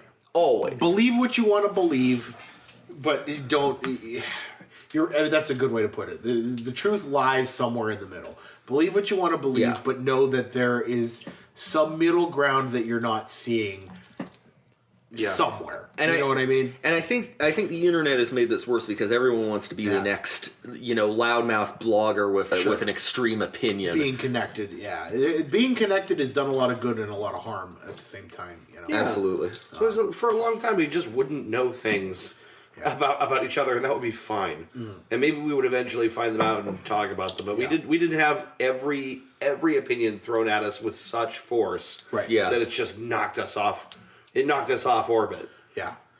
I'm telling you, you can separate in my life. We've talked about this a little bit before, but in our lives, you can separate the era that we live in into three distinct time frames: pre 9/11, post 9/11, post Trump. Yeah, you know what I mean? It's definitely shaping up to be something three different. distinct time frames, and things have gotten worse. Yeah, each step of the way. And if for Americans, for us. Well, I would argue Obama did more good than harm. Frankly, I agree. But the thing is, Obama was part of the same thing that is marked by the Trump era. Correct. In the sense that whether you can polarizing. whether you can pin it on him or not, and I'm sure that years Sure. from now, sociologists and historians will have a better answer than we do now. Yeah. But Yeah. all this shit really started there. Yeah. The extreme reaction to Obama It was the is build. the extreme reaction to Trump. Sure. And you could argue that Trump brings a Definitely. lot of shit on himself, really obviously. Mm-hmm. But, for one reason or another, conservatives were just as outraged then. So, let's. I'm going to clear the air with an opinion here. Yeah. The country's going to be fine. We're going to be okay. It's going to. I think so. No matter what damage. If you're a liberal, no matter what damage this person does, if you're conservative, no matter what improvements this person does, or I don't want to say conservative. If you're a Trump supporter, or not a Trump supporter, no matter what damage or good he does, in your opinion, the country's going to be okay. Yeah, we're not going to go anywhere anytime soon. Like, the only thing that's going to end the country and the world is like a nuclear war. Yeah. You know what I mean? Like, we're going to be okay. Probably. We're going to come out of this and we're going to talk about it years down the road. Just like liberals in the 80s talked about Reagan. Yeah, right. Like, conservatives in the 70s talked about Jimmy Carter. Yeah. We're gonna get through it. We're gonna be okay. Yeah. Like, it's not the end of the country. It's not the end of the world. And, some things suck, but some things have always sucked. And the people should certainly be watchdogs for, on the government. Yeah. Always. No matter who's in power. We have the freedom to criticize our government, to openly criticize our government. If you're and that's important. If you're a leftist and you're scared now, you should be just as scared when a Democrat gets in office, because they still try and slip a lot of shit through. How many people were killed in drone strikes that maybe had nothing to do with the whole point of the mission. Absolutely. But it happened in the Obama years, so we were just kind of quiet about it. We turned a blind eye to it. How that fucking outraged a lot of people. I'm sure. Like, the thing is, we're in the middle of a swinging pendulum. Sure. Goes back and forth. Yeah. And it's not, the country's going to be fine. It will. We're all going to be fine. Yeah. At least everybody sitting at this bar right now, we're going to be fine. Yeah. It's not the end of the world, possibly. Probably. I feel like a lot of people... My liver won't be, but we'll be fine. I feel like a lot of people, when Trump was elected, we just kind of like plugged our ears and closed our eyes like the bomb was going to go off, and then we're slowly opening one eye like Daffy Duck when the bomb doesn't go off, Yeah. And I feel like he's ineffective. He's ineffective. No one agrees with anything he does, not even his cabinet. Right. Some things, yes, will turn to shit. The travel ban is shitty, obviously. But not a lot is going to come of this. I don't think so. I don't. I could be wrong. And again, this all boils down to your opinion, but We're probably gonna be fine. We're probably gonna be fine. We'll be okay. Because when you look at it, no fine. president in our lifetimes has actually succeeded at radically altering the country. And you know what? Like I said, there were leftists in the 80s when Reagan got reelected. If Trump gets reelected, I'm not going to be happy about it. No, but certainly not. I don't think ultimately I think there's still enough people of my opinion who will who will kind of slow down the liberal bleeding. Do you know what I mean? Right. Like, there's still enough that's going on to kind of put that stuff to bed. And that's why the American government works to the degree that it does, because quote unquote works. Right. Well, I mean, like, it's easy to bitch about the government, but let's be honest here.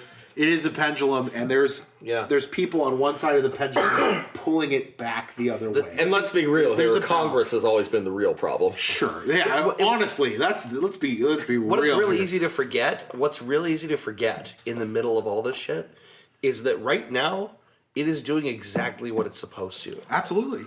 The government is doing exactly what it is supposed to. Its function to allow representation of the people's will right? And to put people allegedly. I mean, people voted for a guy for their reasons, and now he's in the White House doing things. And some of those things are going to piss off some of them even, and much of the people that didn't vote for him. Right. But then eventually, the next time an election comes around, then they get to decide if they want to re-up for that shit or not. I would like to rremind you the FBI is still out on that one. Yeah, right.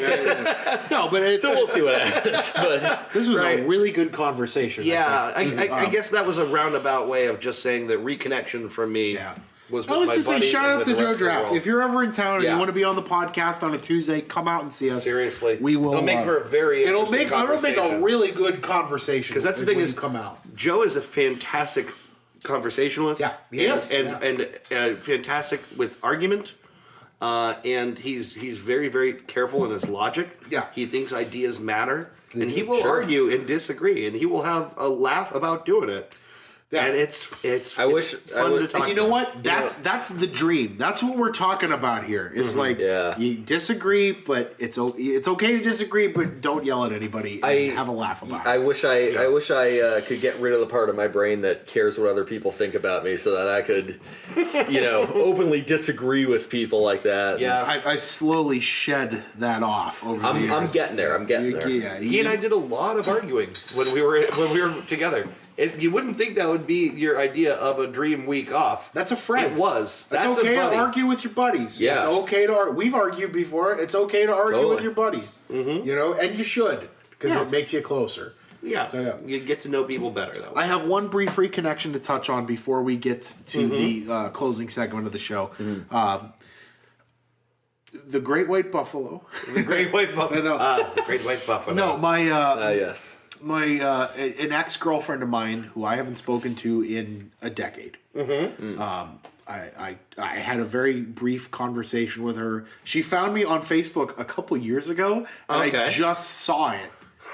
Wait. Last week. What, like her friend request or message? No, she or? sent me a message that was like, "Hey, do you remember me? Oh, and it's in How that the messages hell are you folder. doing?" Right. Yeah. That isn't And I in your main never saw it. messages. Yeah, and I I never haven't saw checked it. that in forever. So That makes- that's what I mean. And I checked it, and then I was at work, and I'm like, I was getting ready to leave work, and I'm like, holy shit. Yeah. And I sent her a message, and I'm like, hey, I just realized that you messaged me like. Are you checking yours right now? I am Yeah, checking. yeah. I was just wondering. I told her, I'm like, I realized that you just messaged me like 2 goddamn years ago. Yeah. How are you?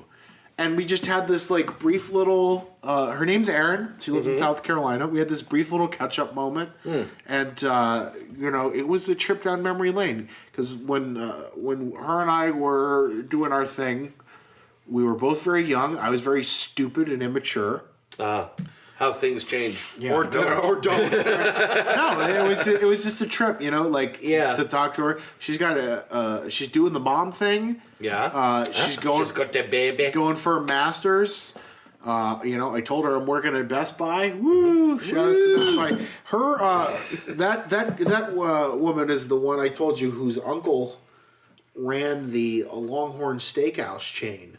They were man. very, very rich people. That's some steak royalty, dude. Yeah, she's a really good person, and I'm real happy that she's doing okay. And it was just really nice to take a trip down memory lane and catch up with somebody. You know what I cool. mean? She's a really cool person, and I'm glad she's doing okay. So I love when stuff like that happens. Yeah. It doesn't really happen that often because I think so often people are afraid to be the person that reaches out to even admit that they still think about a person and want to talk to them and have a friendship with them. She was great. We had it was a long time ago, and it was just this stupid little, like you do, the dumb little teenage fling thing. Yeah. And a lot of it was long distance, you know what I mean? And it was good to talk to her, and even for like a brief moment, just see that she's doing okay. And, have her know that I'm doing okay, and we're both people who exist in the world. And, Yeah. And we have our own lives, and it's kind of a trip to think about. That, Yeah, I always love that where if you get an opportunity to look back on something that you shared really with only one other person.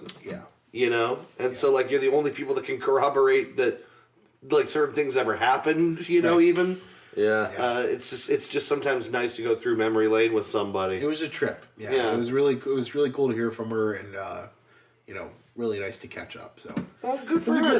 think that was a good reconnection episode. I think we had a real long discussion. Was that long? Yeah. What are we sitting at? 137. We're Wow. Yeah, we're good. We that was good, good. man. One. So we'll be back with what we learned and recommendations. Yeah. So we'll see you guys in a little we bit. might have learned things. I don't know. We now return to another episode of Vaguely Mafiosa Pizza. Hey, how you doing? Hey, how you guys doing? Pretty good. Welcome to Vaguely Mafiosa Pizza. How you doing today? Good. That's kind of a strange name. Yeah. Yeah. Yeah. Is My it- grandmother picked it out. You got a problem with the name? You're not implying anything with that, or it just seems very specific. Why don't you just place your fucking order? Yeah. Okay. Yeah. Do you What do you want? do you guys do a Hawaiian? No. What are we in Hawaii? This is New York. You want pepperoni? You want cheese? Well, I guess if that's all I can choose, yeah, sure. I'll take a pepperoni. Yeah. Yeah, you will. That'll be $16.95. Jesus Christ. Hey, Yeah. hey, Mr. Lucchese. Yeah. Mr. Lucchese. Yeah. What do you want? What do you mean? What do I want? I want to show this palooka a thing or two. Oh, what are you even talking about? We got a customer here. Yeah, I know. What do you say? What say you? I take him out back. I bust his balls a little bit. I chop his balls off with some garden shears. Put some little bells in them. Turn them into those little Chinese stress balls that you twirl around. They go ring a ding ding. Jesus Christ.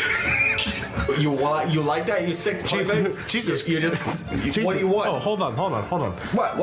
Mr. Lucchese, I'm just trying. I'm helping you out. Why you gotta insult the customer? What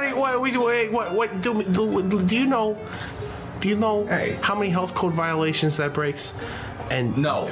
Do you know how? Go. I feel like I should go. No, you No, stay right the fuck there right now. I will. That'll I be will 16 goddamn dollars. Now you shut your fucking mouth. You're gonna get your pizza. I will turn your testes into stress balls. Jesus I will Christ. twirl them around on my fingers. Make Tony, it go ring a ding ding. Tony, I just need you to go in the back and get your cheese out for me. What the fuck? Well, but wait. We got. But wait. What if I do this? What if I do this though? What if I take this palooka out back? Okay, Yeah? I'm with you so far. What if I take this palooka out back? I centralize his nipples, right? and then when he's least suspected it, I jack him off into that Starbucks cup I threw away 2 days ago. That sounds bad. That's And then I take that, I mix it into the cheese, give him a taste of his own medicine, yeah? that. Not only does that sound like a blatant health code violation, that also sounds vaguely sexual. And I think you No, need to no, go. hey, Listen. whoa! You call me some kind of homo or something? No, I'm just saying maybe you need to talk to a therapist. But before you do all that, you need to go out back and you need to sweep the floor back there. Jesus Christ, I'm sorry, sir. There's no, it's an alley out back. There's no floor. I can't believe I'm still standing here. I honestly, I can't either. Look, all I want to do is take this guy's.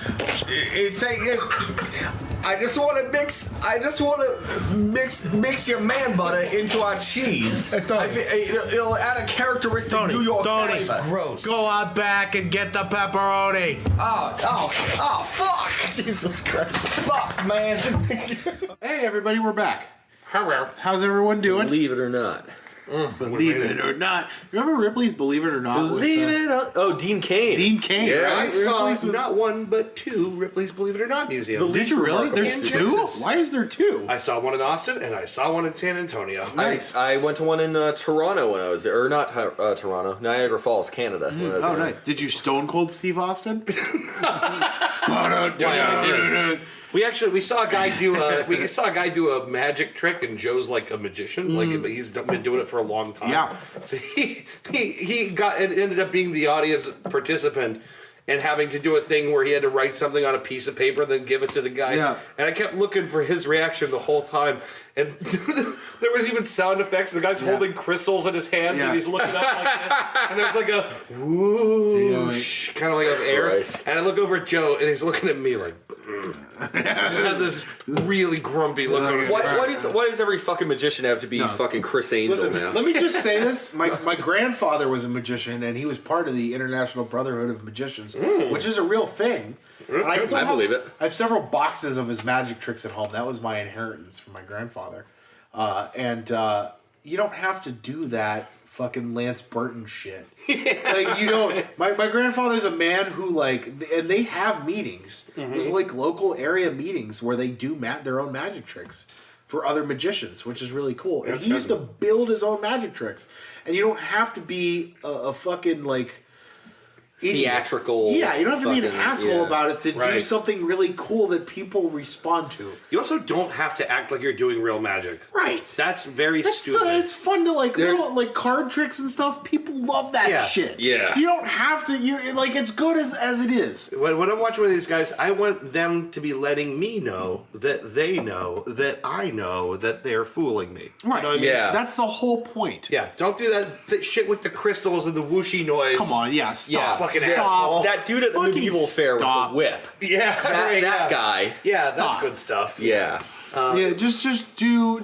Show me a card trick, and I'll go. Wow, that's really cool. This performance, by the way, was happening right next to the legendary Iceman of whatever you call it. You ever see that thing? It was Like a caveman frozen in.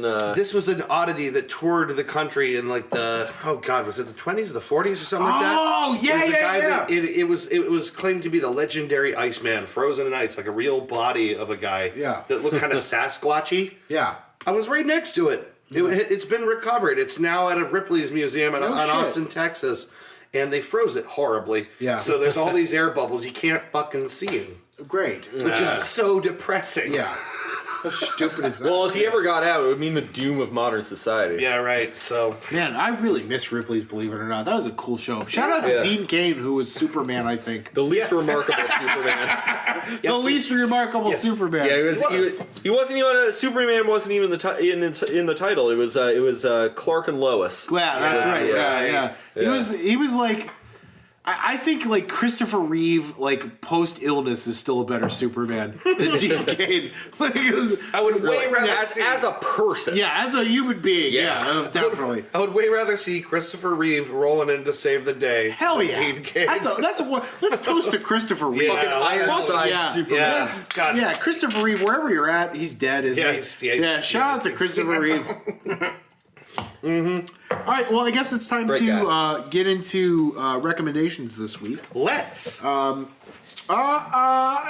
let's continue. I'll start at everything else. Yeah. Let me just.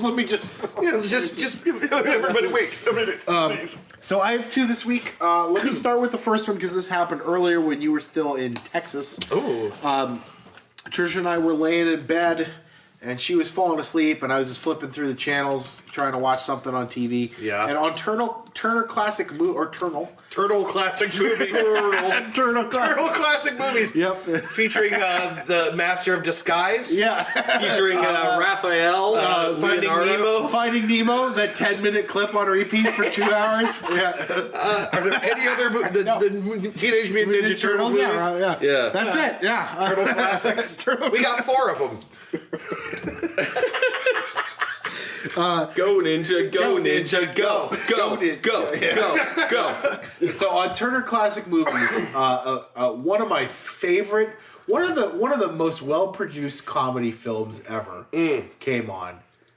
This is Spinal Tap. Yeah, boy. And Trisha had never seen it. And she was half asleep through the half of it, but she kept like, You go, baby, come on, baby, yeah. wake up. She kept like waking up and like chuckling at certain parts. I watched the whole thing. And Turner Classic Movies, of course, is always uncensored, so they show the whole thing straight through, no commercials.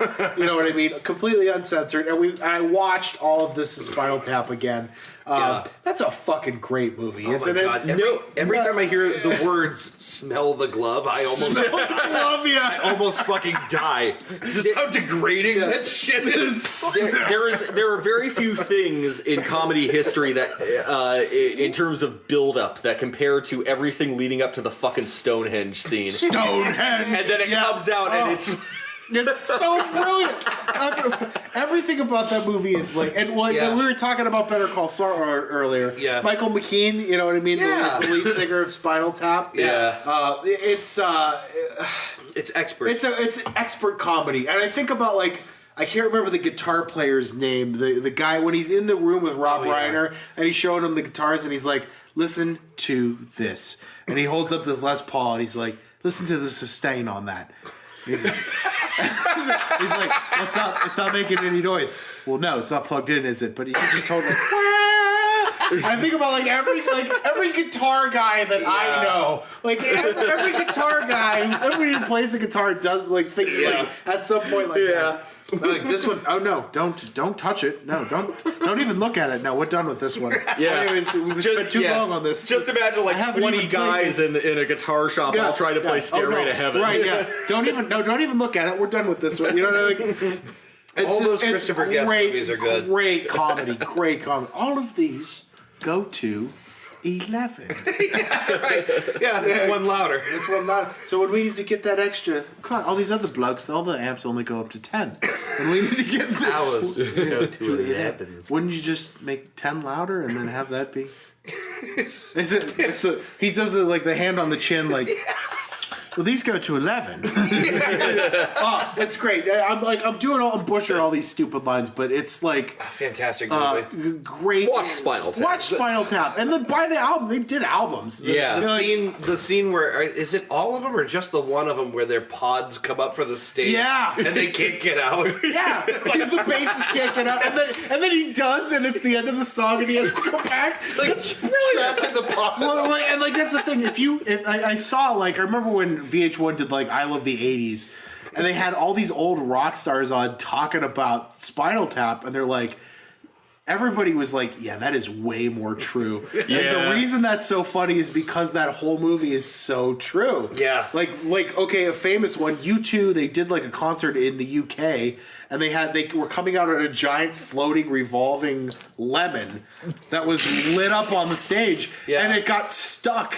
and they couldn't get out of it for 10 minutes. So they said stuff. I heard Sebastian Bach talk about the Spinal Tap moment where they actually got lost backstage like they do in the movie. They couldn't find their way out to the stage. Yeah, that's it's great comedy at its most pure form. Mm-hmm. Those guys are fantastic. The song Big Bottom, where they're all playing bass guitars. Stonehenge, Tonight I'm Gonna Rock You Tonight. It's just really clever comedy. So that's a really great mockumentary, and it's worth a watch for anybody who appreciates movies, comedy, and music. I always thought especially the classic rock, the hair metal era. Yeah, absolutely. Yeah. And he's done a handful of movies like this. I know he did A Mighty Wind and Best in Show. Best in Show. My dad tried to show me Best in Show when I was younger, thinking I'd get it, and I didn't. No. Yeah. And now as an adult, of course, I get it. Yeah. I absolutely get it. Those mockumentary Eugene Levy and his 2 left feet. He was born with 2 left feet. No, really, I was. Yeah. That's great.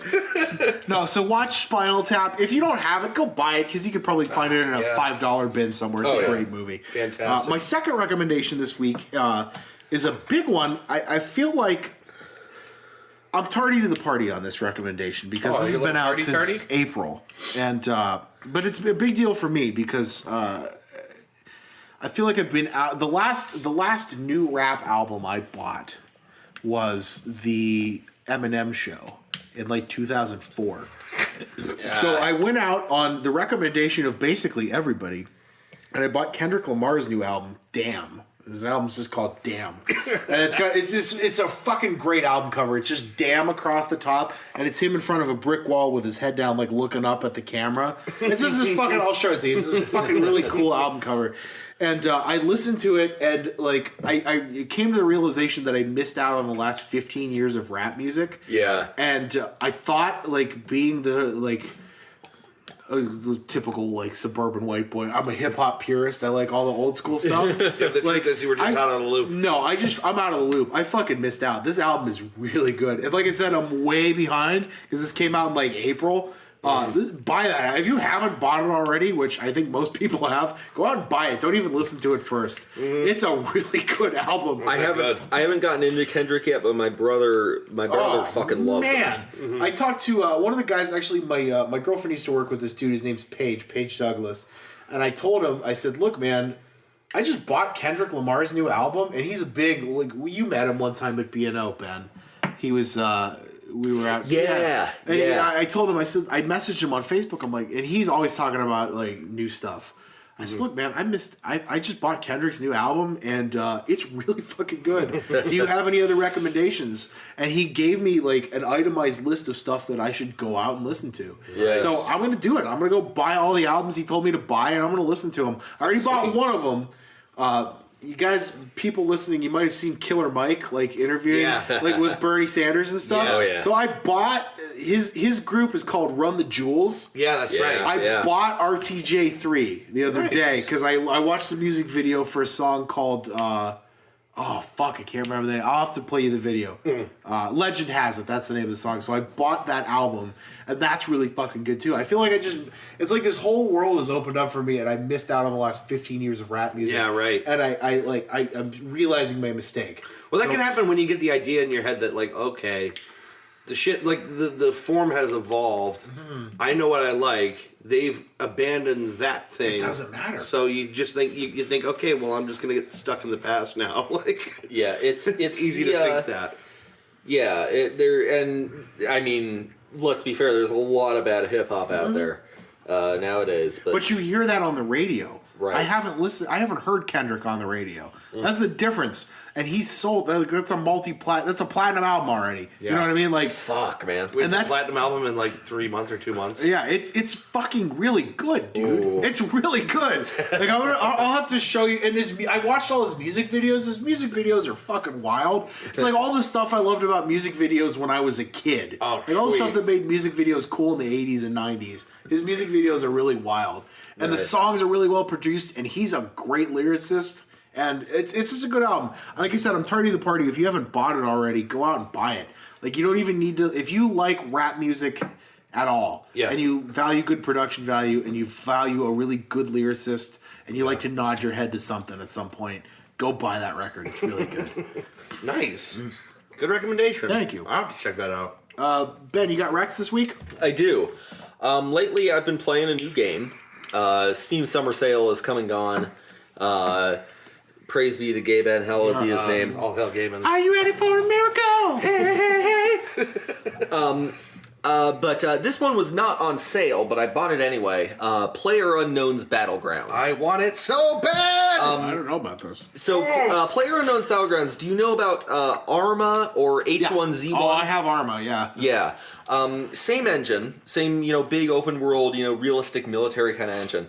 PlayerUnknown's Battlegrounds is a battle royale. It supports, I think, up to 128 players. Holy shit. But the average amount of people that will join a game is around 100. And you can queue up solo or in a team of 2 or in a team of 4. So you won't be like solo and get ganked by a 4-man squad or anything. They're all separate things. Mm-hmm. But the premise is all the players start out in a big transport plane, and you have to airdrop whenever it gets over a point that you want. It's an 8x8 kilometer island. And you have to scavenge for weapons, gear, ammo, all the shit you need to survive. You're just dropped in like a t-shirt and jeans. You come in off a plane and you literally parachute. You got to find backpack for extra inventory, body armor, helmet, guns, grenades. You got to scavenge for all this shit. And as time goes on, the playable area gets smaller and smaller. So it's cool. Right. So it forces players closer and closer together, and the last man standing wins. Pretty simple premise. It's a fucking infuriating game. Oh, I'm sure. But that sounds really maddening. Like getting sniped from some guy you didn't even know was there was, it's aggravating. But the matches rarely take longer than 20 minutes. Really?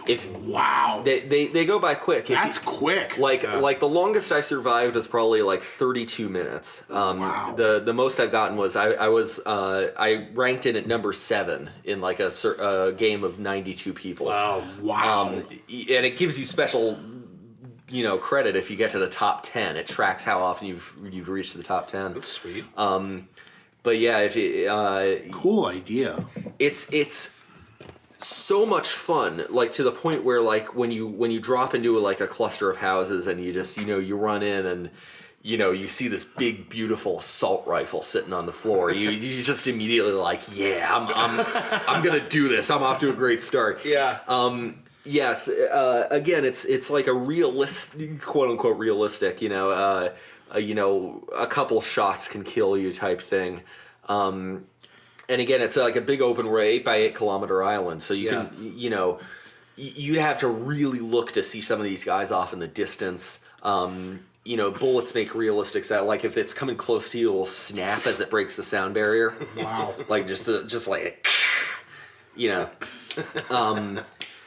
But it's a lot of fun. You play roulette every time you drop in. That seems so cool to me. It's a great game. It's being worked on. It's in alpha right now. It's in a pre-release state. But everyone is playing it now. It's one of the top games on Twitch right now. I think I told you that I saw while I was out of town that H3 was playing it, and they were playing it with Donkey and Leah. Oh, no shit. Yeah. And Donkey's avatar looked just like Markiplier on purpose. His character it's fucking hilarious. looked exactly like Markiplier. It was so fucking funny. That's a whole bunch of my favorite YouTubers. Yeah, right? But it really is just purely skill-based, awareness-based. You drop in with nothing. You have no weapons. Not even a melee weapon. You don't even have a fucking knife. You gotta scavenge for everything. It's a lot of, if you're in a squad, you gotta coordinate. You gotta sort your inventory out. You gotta really think and plan ahead. My buddy Blaine is playing this too. He told me about this game, and That's very cool. Before he explained it to me, I didn't understand why in the world you'd want to play a multiplayer game on an 8-kilometer square island or whatever. That mechanic of, I think you might have actually told me about that, about how that mechanic works. That makes the whole thing make sense. Is everyone just getting forced closer and closer? Yeah. The first time it defines a playable area, you have like 2.5 minutes, I want to say, or 3 minutes to get into that area before a wall of death starts closing in. And you can survive outside that wall for a bit. It does damage over time to you. Right. Sort of like a Battlefield, where if you've gone outside the area, you have a limited amount of time to get back in. Pretty much, yeah.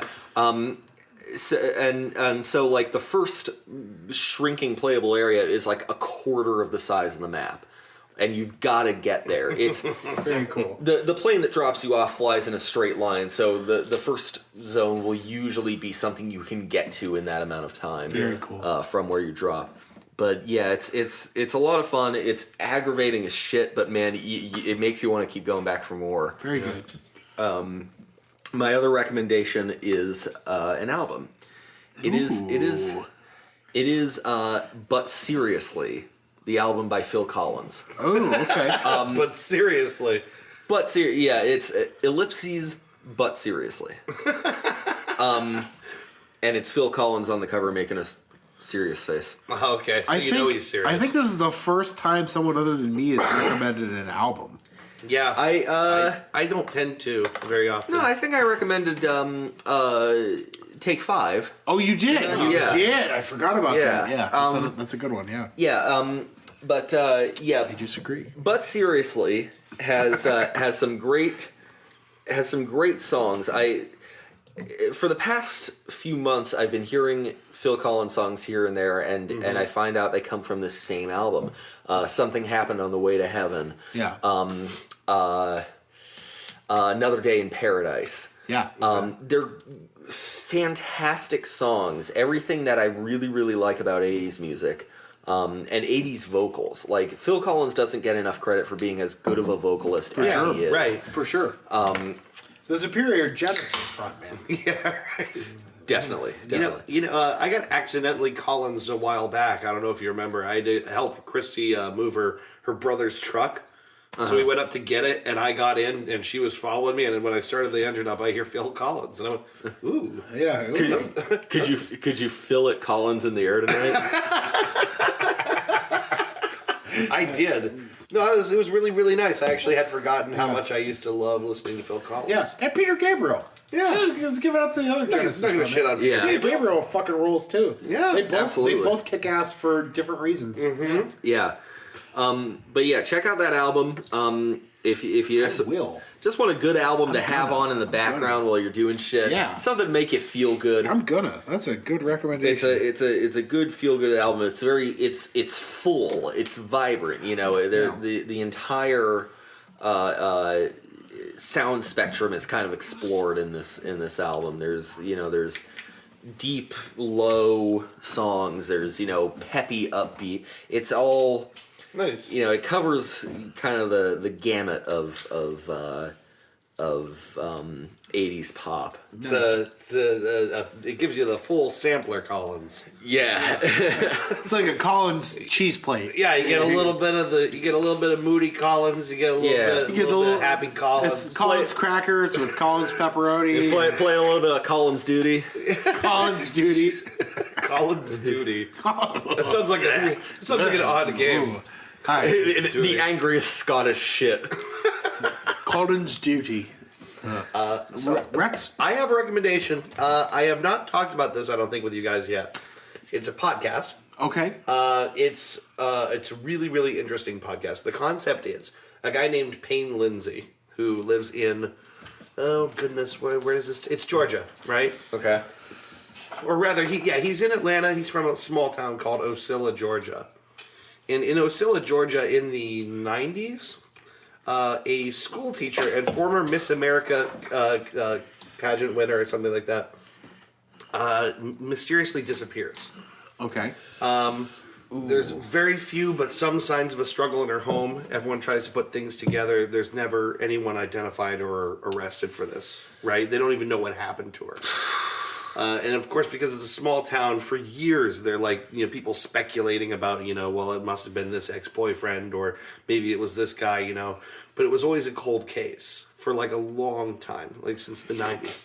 And this dude decides to start a podcast about it, just to go back into town and like try to talk to people and just generally Open it up. essentially. Yeah.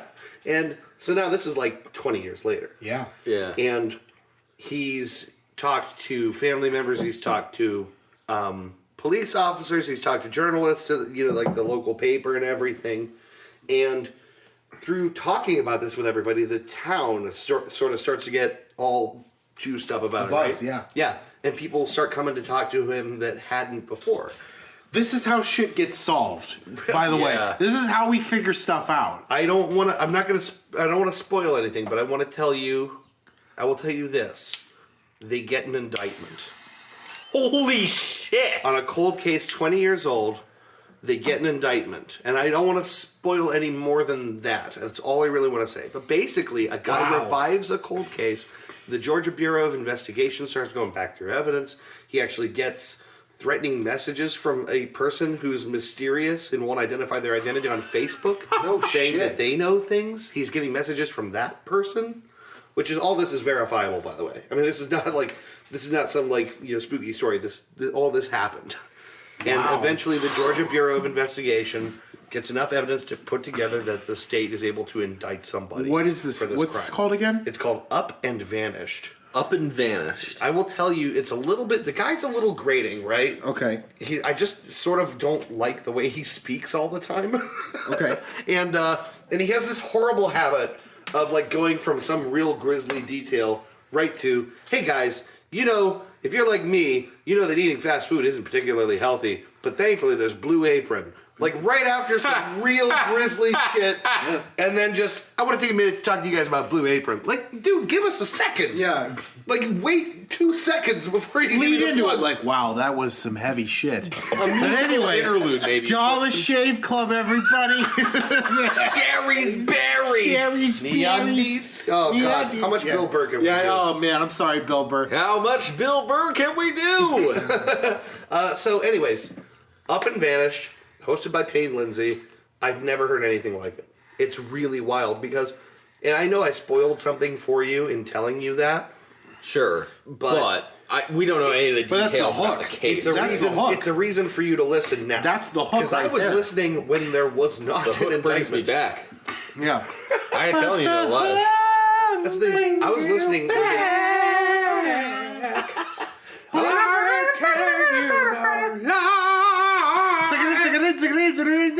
jumble then. Would you suck it in a big hut? I don't know. Suck it in. If you're Rin Tin Tin or Anne Boleyn, make it a swift move and then you'll win. Or else begin to see. Nice. That's all I know. I want to show you both my titties. I want to burn all of the cities to the ground. That's really creepy. Why is this in this fucking record? I don't know. All right, go ahead. Anyway, yeah, I was listening to this when it was just looking like it was always going to be a cold case. Yeah. And so when that happened, my head exploded. They've got people. They've got persons of interest. I don't want to say any more than that, but it's a really cool podcast. It seems to have been a really earnest, sincere approach by a guy to pick up on a case and just make something out of it. Yeah. And Very cool, man. yeah, he becomes part of the story. It's very crazy. I think sometimes a good documentarian can't quite help it. Yeah. Have you ever played Phoenix Wright?